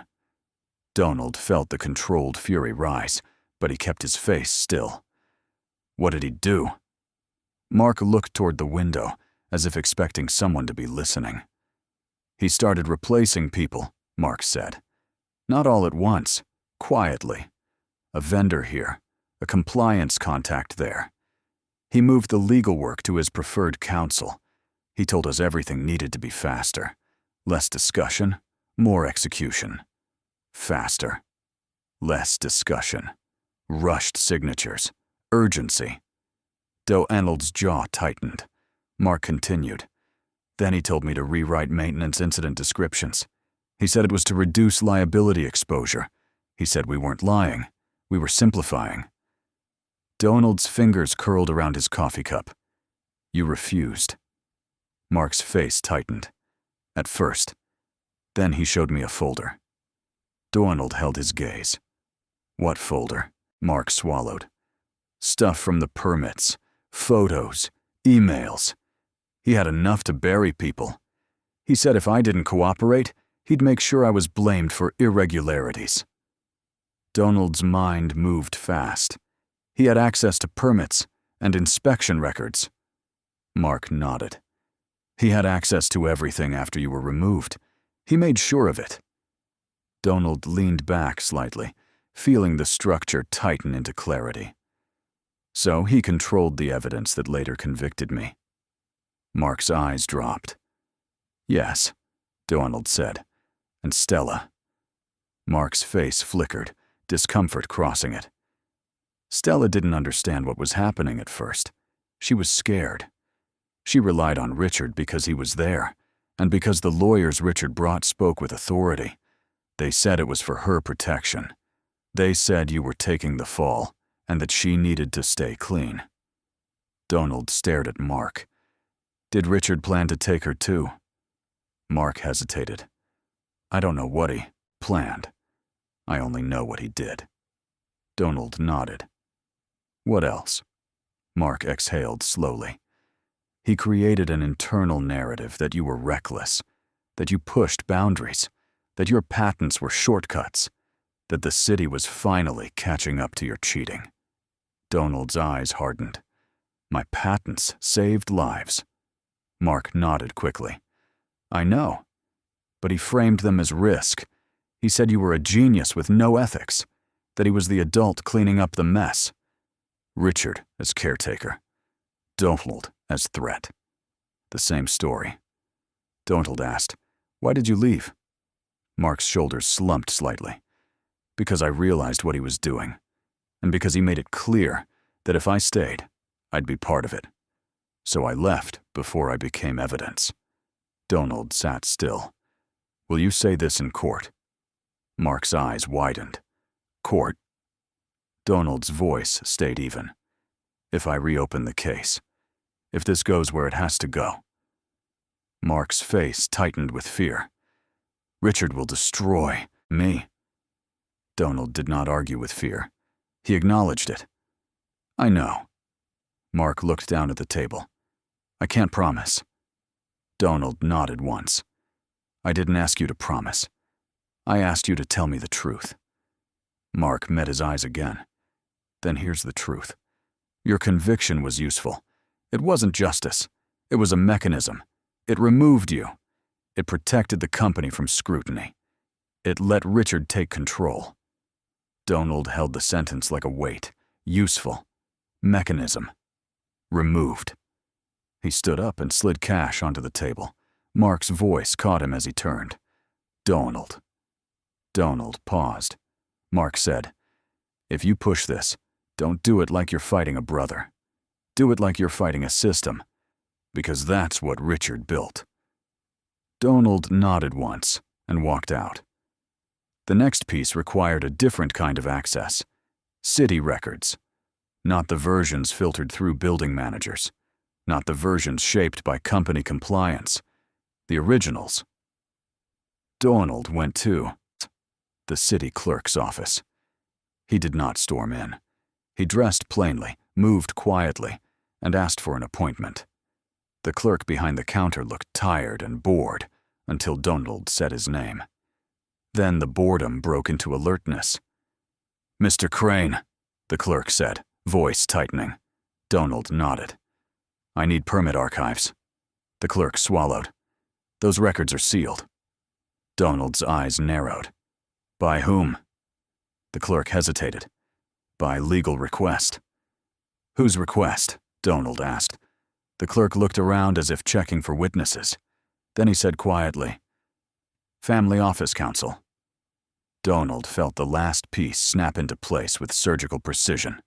Richard's lawyers had sealed city records under false pretenses, using Stella's name as justification and Donald's conviction as cover.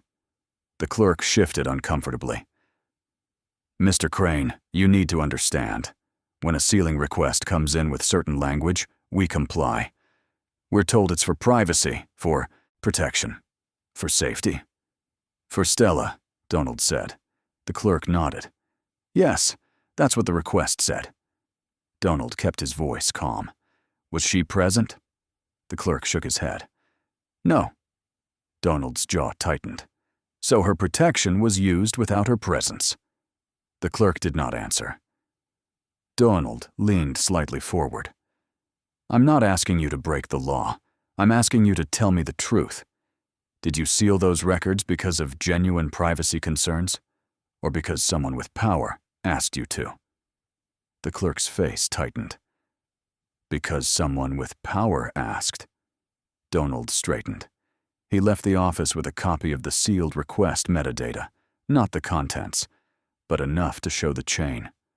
Dates, submission details, law firm letterhead. Enough to prove orchestration. Outside, the winter air hit his face. He inhaled slowly. He felt something he had not felt since the first day of prison. Not hope. Control. He had a map now. Buildings. Logs. Missing photos. Backdated permits. Witnesses. Sealed requests. A city that knew his name in paperwork even if it did not speak it aloud. He walked back toward North Michigan Avenue as dusk fell, the streetlights turning the sidewalk into a line of gold. The towers looked unbreakable. Donald knew better. Everything was breakable if you found the right pressure point. He stopped in front of a glass lobby and looked at his reflection. A man out of prison. A man erased from his home. A man holding evidence like a blade. He did not need to confront Richard yet. He needed to prepare the confrontation so Richard could not control it. So there would be no private room, no soft lighting, no assistant with a tablet, no cameras owned by Richard. Truth required exposure, not a fight. Donald turned away from his reflection and started walking with purpose. He was ready to build the room where lies could not survive. Donald chose the room the way he chose pressure points in a system. Not where power felt comfortable, where it failed quietly. The conference center sat 3 blocks off North Michigan Avenue, anonymous glass and steel, rented by law firms and consultancies that did not want attention. Neutral ground, no penthouse views, no private elevators, no cameras owned by Richard, no furniture curated to suggest ownership. Donald arrived early. He wore a dark coat and a plain shirt. No logo, no statement. He carried a slim leather folder under his arm and nothing else. He sat at the long table and placed the folder in front of him, closed, not defensive, not aggressive, present. Across the room, a woman in her late 50s arranged papers with deliberate care. She had silver hair pulled back tightly and eyes that missed nothing. She was not his lawyer.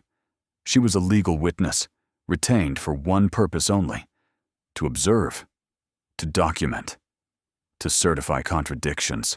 Her name did not matter yet. On the far side of the room, 2 empty chairs waited. One for Richard, one for Stella. The media contingency sat invisible but ready. A secure drive. Time-stamped files. Statements drafted but not sent. An embargo that could be lifted with one instruction. Donald did not want spectacle, but he understood deterrence. Richard only respected leverage. At exactly 10 minutes past the hour, the door opened. Richard entered first. He wore a tailored suit, navy, expensive without being flashy. His posture was relaxed. His expression was almost kind, the face of a man prepared to handle an emotional situation with maturity. He carried no documents. He expected none to be needed. Behind him, Stella stepped into the room. She wore a long coat buttoned high, her pregnancy visible now, in a way it had not been in the penthouse. Not concealed by lighting, not softened by distance. Real. Heavy. Inescapable. Her eyes moved immediately to Donald, then to the woman at the table, then back to Richard. Richard pulled out a chair for Stella and waited until she sat before taking his own. The gesture looked considerate. It was also performative. Everything Richard did was framed for observation. Richard smiled at Donald. "I'm glad you agreed to meet." Donald nodded once. "This is the only way this could happen." Richard glanced at the woman at the table. "And this is?" "A legal witness," Donald said. "She is here to observe and record." Richard's smile tightened slightly. "That seems unnecessary." "Only if you intend to lie," Donald replied. The woman lifted her pen but did not look up. Richard leaned back in his chair, unbothered. "I'm not here to fight. I'm here to end this cleanly." Donald did not argue the framing. He let Richard walk himself into it.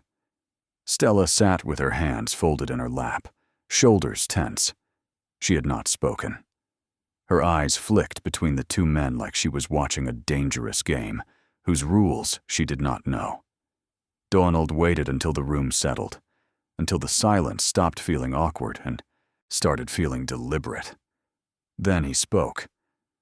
"I'm going to ask one question," he said. "Only one." Richard nodded, confident. "Go ahead." Donald opened the folder in front of him, but did not remove anything yet. He kept his eyes on Richard. "Did you request the sealing of city permit records tied to my conviction?" Richard's expression did not change immediately. He answered without hesitation. "No." The legal witness's pen moved. Richard continued, voice smooth. "Any sealing was done by counsel in coordination with the city, based on privacy concerns. I was not directly involved." Donald nodded slowly. He did not react. He reached into the folder and slid one document across the table, stopping it midway, close enough for Richard to see but not touch. "This is metadata from the city clerk's office," Donald said. "It shows the sealing request. It lists the submitting party." Richard glanced down. The first flicker crossed his face then. Not panic. Calculation. "That doesn't prove I initiated it," Richard said. "Lawyers act independently all the time." The pen moved again. Donald slid a second document forward. "This is the letterhead of the law firm that submitted the request," he said. "They represent the family office. Your family office." Richard's jaw tightened slightly. He smiled. "You're reaching." Donald slid a third document. "This is the internal compliance note from Crane Plumbing Group, acknowledging receipt of the sealing confirmation," he said. "It is addressed to you. By name. Dated 2 days after my sentencing." Richard's smile faded. Stella leaned forward slightly, eyes fixed on the papers. Richard said, "That still doesn't mean I orchestrated anything." Donald nodded. "That's true." He paused deliberately, then continued. "That's why I'm not finished." He slid another document across.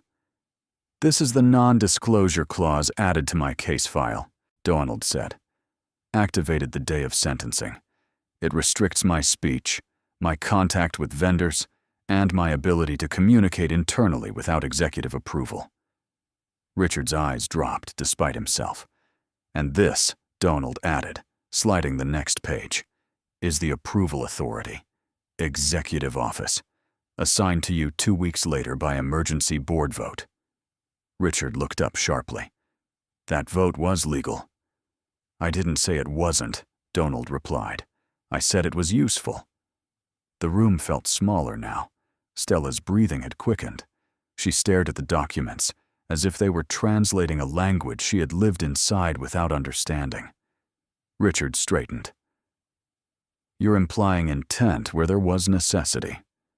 Donald's voice stayed even. "Then explain this." He slid the final document forward. "This is the internal communications protocol issued to Stella," he said. "Approved contacts, approved talking points, unapproved interactions." Stella's head snapped up. "What?" Richard turned toward her sharply. "That was for your protection." Stella stood halfway from her chair, then stopped. "I never saw this." Donald looked at her. "Because it wasn't written for you. It was written around you." Richard's voice hardened. "This is manipulation, Donald." Donald met his gaze. "No, this is structure." He turned back to the legal witness. "Please note that Mr. Richard Crane stated he did not initiate the sealing request." The pen scratched. Donald turned back to Richard. "Now, tell me why your counsel submitted it." Richard's mouth opened, then closed. For the first time since Donald walked out of prison, Richard hesitated. "Because," Richard said carefully, "because there was a risk of reputational damage." "To whom?" Donald asked. "The family," Richard said. "Whose family?" Donald pressed. Richard's eyes flicked to Stella. The answer hung in the air. Donald did not fill it. He waited. Stella looked between them, something breaking loose behind her eyes. The room was no longer a stage. The cameras were gone. The assistant was gone. The language that softened coercion had nowhere to hide. Stella's voice came out quietly at first. "He told me it was temporary." Both men turned to her. Richard said sharply, "Stella!" She flinched, then straightened. Her hand went to her stomach, not protectively, but grounding herself. "He said it was to protect me," she continued. "He said the records had to be sealed so my name wouldn't be dragged through court. He said Donald agreed." She looked at Donald now, fully, directly. "You never did," she said. It was not a question. Donald shook his head once. "No." Richard stood abruptly. "This is not what you think." Stella stood too. Her voice was steadier now.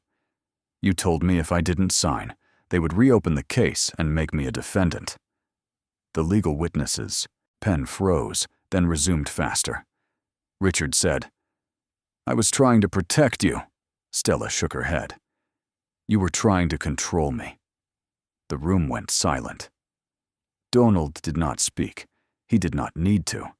The truth had stepped out on its own. Stella looked down at the documents on the table, then back at Richard. Her voice did not shake this time. "You didn't save me," she said. "You trapped me." Richard opened his mouth. Stella raised her hand. "No," she said. "I'm finished being quiet." The room held its breath. Donald closed the folder gently. The confrontation was no longer his. It had moved to where it belonged. The silence that followed Stella's words did not feel empty. It felt heavy, like a structure that had finally been forced to carry the weight it was designed to avoid. Richard remained standing. His hands were open at his sides, palms visible. The posture of a man who wanted to appear reasonable, even as the ground shifted under him. He looked at Stella the way one looks at a variable that has stopped behaving. "Stella," he said carefully, "you're emotional. You're under stress. This isn't the time to rewrite history." Stella did not sit back down. She took a slow breath, one hand still resting against her stomach, the other braced lightly on the table. When she spoke again, her voice was steadier, lower, stripped of apology. "I'm not rewriting anything," she said. "I'm finally saying it without your edits." Richard shook his head. "You're misunderstanding what I did for you." She looked at him fully now, not with anger, with recognition. "You didn't do this because you loved me," she said. "You did it because I was useful." Richard stiffened. "That's unfair." Stella almost smiled, not with humor, with clarity. "Unfair is being told every decision is urgent," she said. "Unfair is being told I have to sign today, or everything collapses. Unfair is being surrounded by your lawyers and being told they represent me." She turned her head slightly toward the legal witness. "They never asked what I wanted. They asked what would protect the family." Richard said, "That's the same thing." "No," Stella replied. "It isn't." She shifted her weight, adjusting herself with care, as if acknowledging the physical reality she carried. "The pregnancy didn't make me free," she said. "It made me trapped." Richard's mouth opened, closed. Stella continued, the words coming more easily now, like a dam that had finally cracked. "You kept telling me it was temporary, that once the press cycle passed, once the company stabilized, once the case faded, things would go back to normal. But every time I asked when, the answer moved." She looked down briefly, then back up. "And then I realized there was no end date." The room felt smaller again, not with pressure, but with focus. Every sentence Stella spoke tightened the circle around the truth. Donald watched her without interrupting. He did not move. He did not reach for her.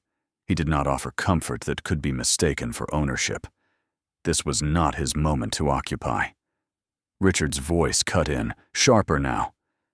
"You're saying this like I coerced you." Stella nodded. "You did." Richard's composure cracked, just slightly. "You chose to stay." "I chose under threat," she replied. "You told me if I didn't cooperate, the prosecutors would look at me again. You told me they could charge me. You told me I could lose everything."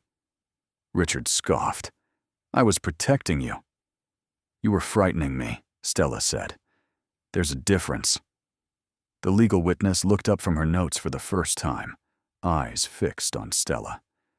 Stella took another breath, deeper this time. "The moment I realized I was trapped," she said slowly, "was when I asked to see Donald without lawyers present." She looked at Donald then, her gaze direct, unshielded. "You said it wasn't safe," she said to Richard. "You said he was unstable. You said it would hurt the baby. That's when I knew." Richard's voice dropped. "I was right to worry." Stella shook her head. "No. You were afraid I would hear something you couldn't control." The room went still.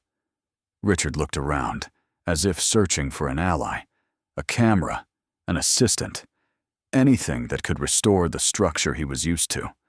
There was nothing. Only witnesses. "You're painting me as a villain," he said, voice tight. Stella's expression softened, just a fraction. "I'm not painting you as anything. I'm telling the truth. If that makes you look like something, that's not my doing." Richard turned toward Donald, desperation creeping in. "You wanted this. You orchestrated this." Donald shook his head once. "No." Richard stared at him. "You came here to take her back." Donald's voice was calm, almost gentle. "No." The word landed harder than shouting would have. "I didn't come to claim Stella," Donald said. "I came to claim reality." Stella's shoulders dropped slightly, as if some weight had finally been removed. Donald continued, addressing the room, not just Richard. "This was never about romance," he said. "It was about control, about who gets to decide what is said, what is recorded, what is forgotten." He looked at Stella again. "You don't owe me loyalty. You don't owe him silence. You owe yourself truth." Stella's eyes filled, but she did not cry. She nodded once. Richard stepped back from the table. His authority had collapsed, not because he was shouted down, but because his explanations no longer held. "This is a mistake," he said quietly. "You're destroying the family."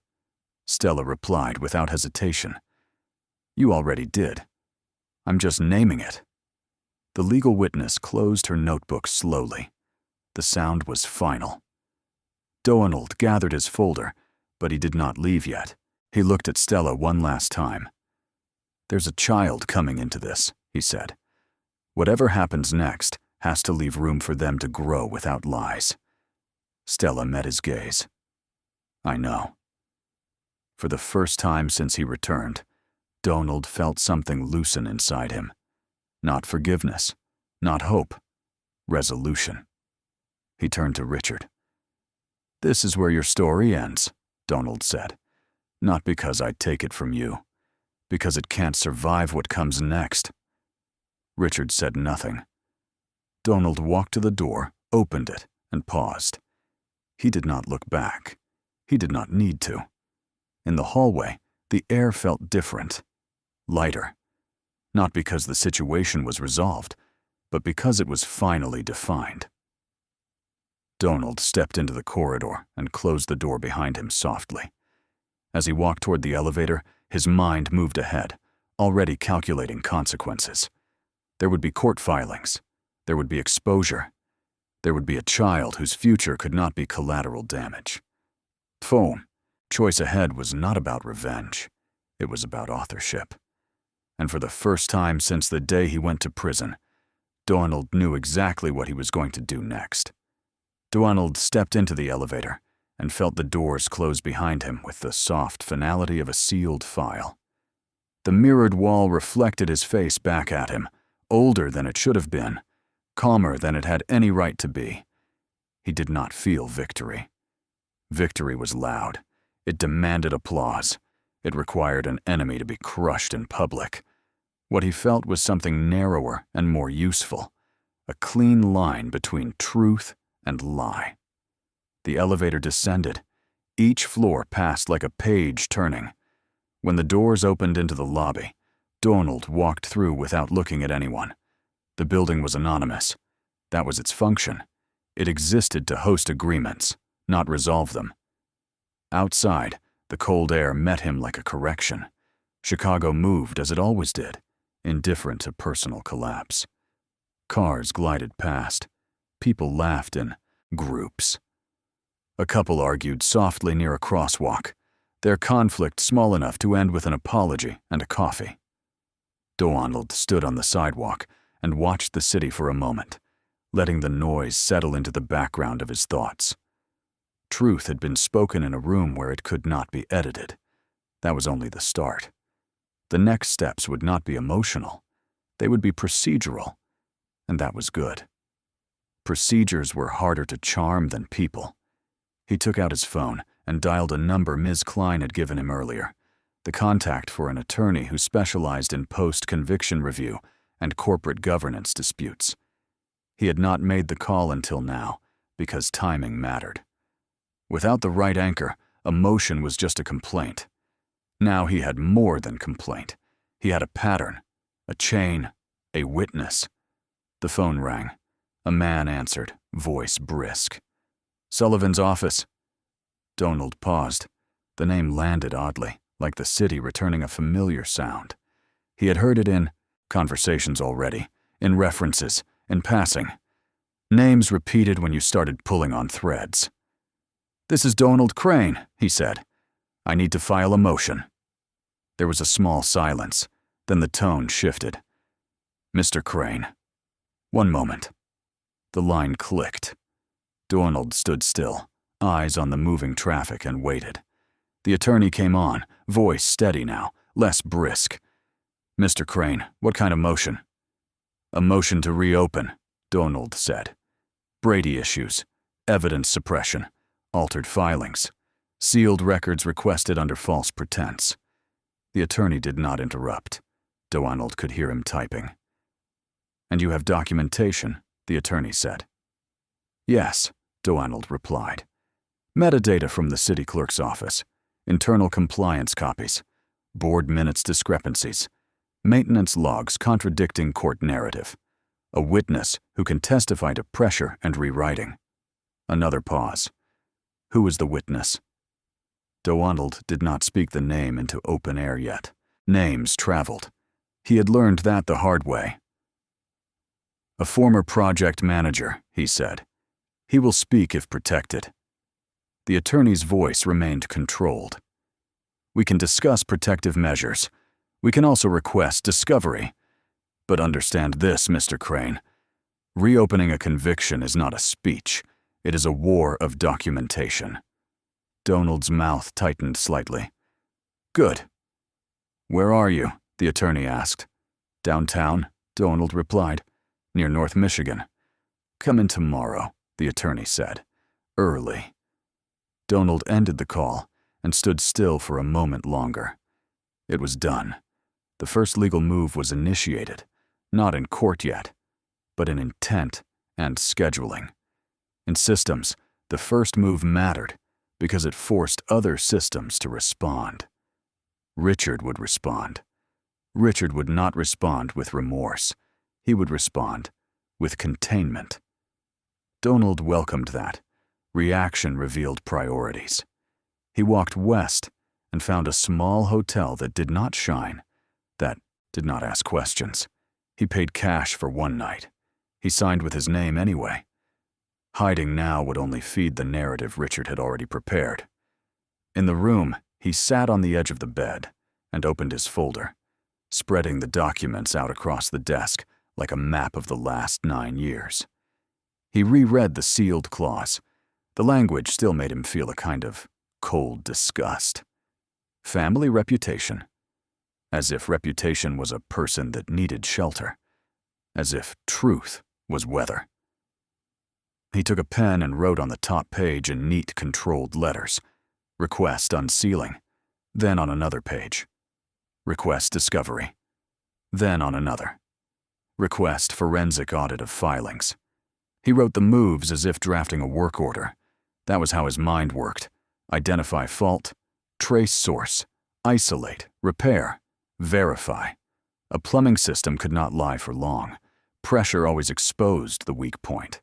So did law if you forced it to carry weight. His phone buzzed. Unknown number again. Donald did not answer immediately. He watched the screen until it stopped buzzing, and the call went to voicemail. A minute later, a text arrived. You're making a mistake. Think about Stella. Think about the baby. If you do this, you lose everything. Donald stared at the message. He felt anger rise and then settle. Lose everything. Everything had already been taken. The message was a threat designed for a man who still believed he had something to protect by staying quiet. Donald deleted it. Then he turned his phone off. The next morning, the attorney's office smelled like paper and coffee, and the quiet confidence of people who made their living arguing reality into existence. Donald sat across from the attorney, a man in his 40s, with tired eyes, and a desk that looked like it had never been cleared. The attorney did not waste time. I need the chain, he said. Dates, signatories, who requested sealing, who altered filings, who had access. Donald slid his notebook across the desk, opened to the timeline, pages he had built in the diner. He spoke without embellishment. Sentencing date, visit decline, lawyer switch, media shift, board vote, sealing request, NDA activation, internal protocol for Stella. The attorney listened, eyes narrowing at certain points, pen moving quickly. This, the attorney said, tapping the page, is not a simple post-conviction review. It is also a corporate governance dispute. It is a removal, Donald replied. The conviction was the liver. The attorney nodded slowly. If we can show manipulation of evidence, pressure on witnesses, or suppression of exculpatory material, we can file. We can request unsealing. We can demand discovery. But understand what happens next. Donald held his gaze. Richard fights. Yes, the attorney said. and he will fight in multiple arenas: legal, corporate, public. Donald's voice stayed calm. Then we fight with structure. The attorney leaned back slightly, studying him. You're not here for revenge. No, Donald said. I'm here for correction. The attorney nodded once, as if that answer mattered. They drafted the first filings that morning. Not the final motion, but the requests that opened doors. Unsealing petitions, evidence preservation notices, corporate record demands, a formal request for board minutes, original versions, not scanned reproductions. Paper began to move. When paper moved, power shifted. Richard's collapse did not arrive as a dramatic explosion. It arrived as small failures in the story he had been holding together. First, a board member called Donald's attorney privately, requesting clarification. Not support. Not confession. A signal that trust was slipping. Then a vendor refused to renew a contract without direct confirmation that Richard had proper authority. Fear of entanglement. Then a journalist emailed, asking whether Donald had filed something and whether there were sealed records tied to the case. The press always smelled movement. Richard had controlled it through quietness. Quietness was ending. Richard's power depended on a single thing: control of narrative. Once the narrative became contested, his authority stopped feeling inevitable.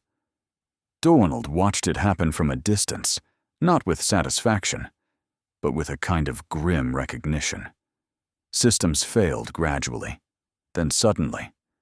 The first leak always looked small. One afternoon, Stella called. Donald stared at the phone as it rang, his body tightening instinctively. Not because he feared her, because he feared what the call represented. A door opening. He answered.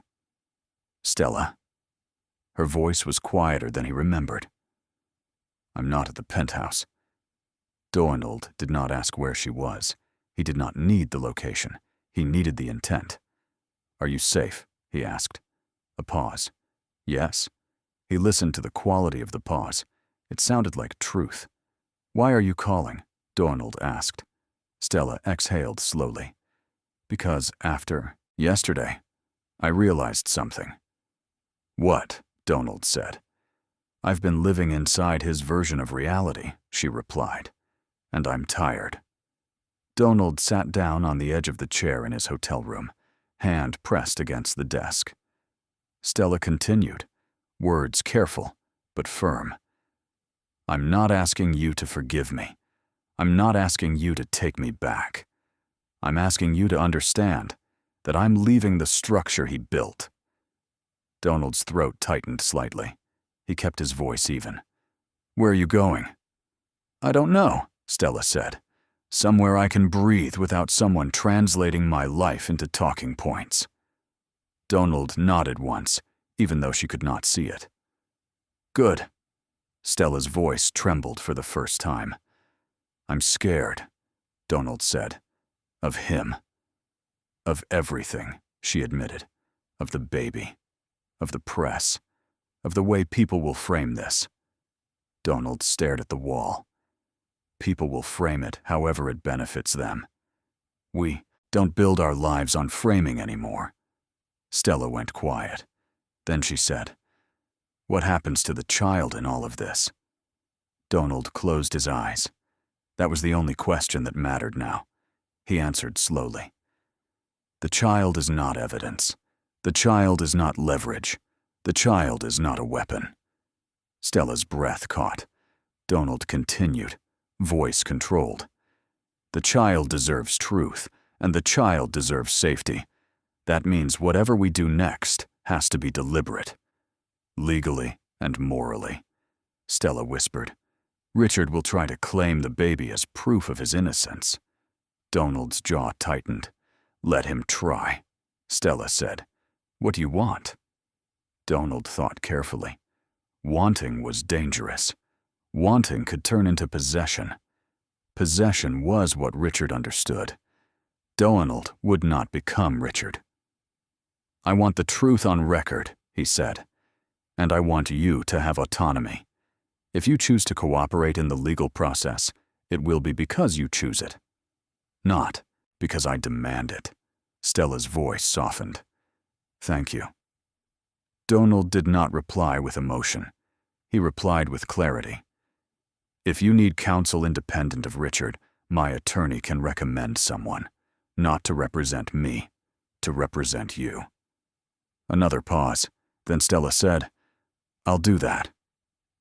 They ended the call without promises. Promises were for people who needed control. Donald needed truth. Weeks passed.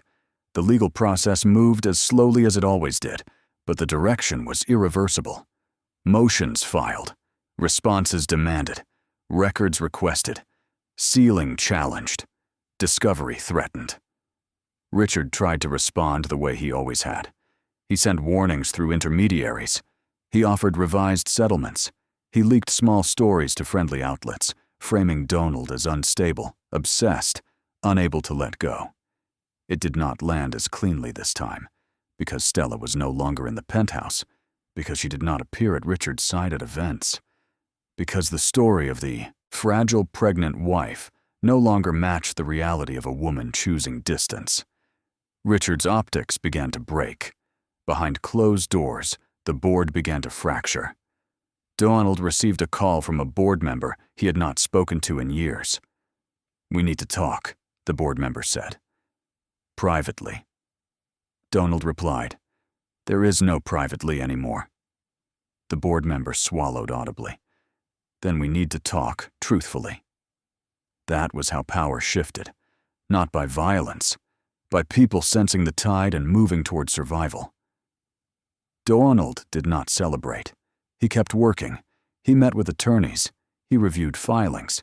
He prepared witness protections. He requested forensic review of signatures. He avoided Stella except when necessary. He refused to let proximity blur ethics. He did not go back to the penthouse. He did not want to reclaim a space that had been used to erase him. He wanted to reclaim his life without returning to the scene of manipulation. One evening, after a long day of meetings, he walked alone along North Michigan Avenue again. The towers glowed above him, indifferent as ever. The sidewalks were crowded. The storefronts were bright. The city's surface remained intact. But underneath, something had shifted. He stopped near the edge of the river, where the cold wind moved freely, and watched the lights ripple in the water. He thought about prison, the years that had eaten his time, the choice he had made believing it was noble. He thought about Stella, not as a possession, not as a betrayal, but as a person who had been managed until she forgot what her own voice sounded like. He thought about the child coming into the world, innocent and already surrounded by narratives. He felt grief then, not the dramatic kind, the quiet kind that arrives when you accept that some losses cannot be undone. He would never get those years back. He would never unmake the sentence. He would never return to the version of himself who believed sacrifice alone could protect the people he loved. But he could choose what remained. He could choose whether his life would be defined by a story someone else wrote. He could choose whether the child would grow up inside lies or inside reality. He took out his notebook and wrote one line. Justice is correction, not revenge. He closed the notebook and slipped it back into his coat. Then he stood still, letting the wind cut through him, and felt the calm settle again, grounded, earned. The fight ahead would be long. It would be technical. It would be ugly in small ways. But it would be true. And for the first time since the day he walked into a courtroom and chose to take the fall, Donald felt something like peace. Not because everything was fixed, because he had reclaimed authorship. He turned away from the river and walked into the city lights without needing them to approve of him. Your thoughts matter to us.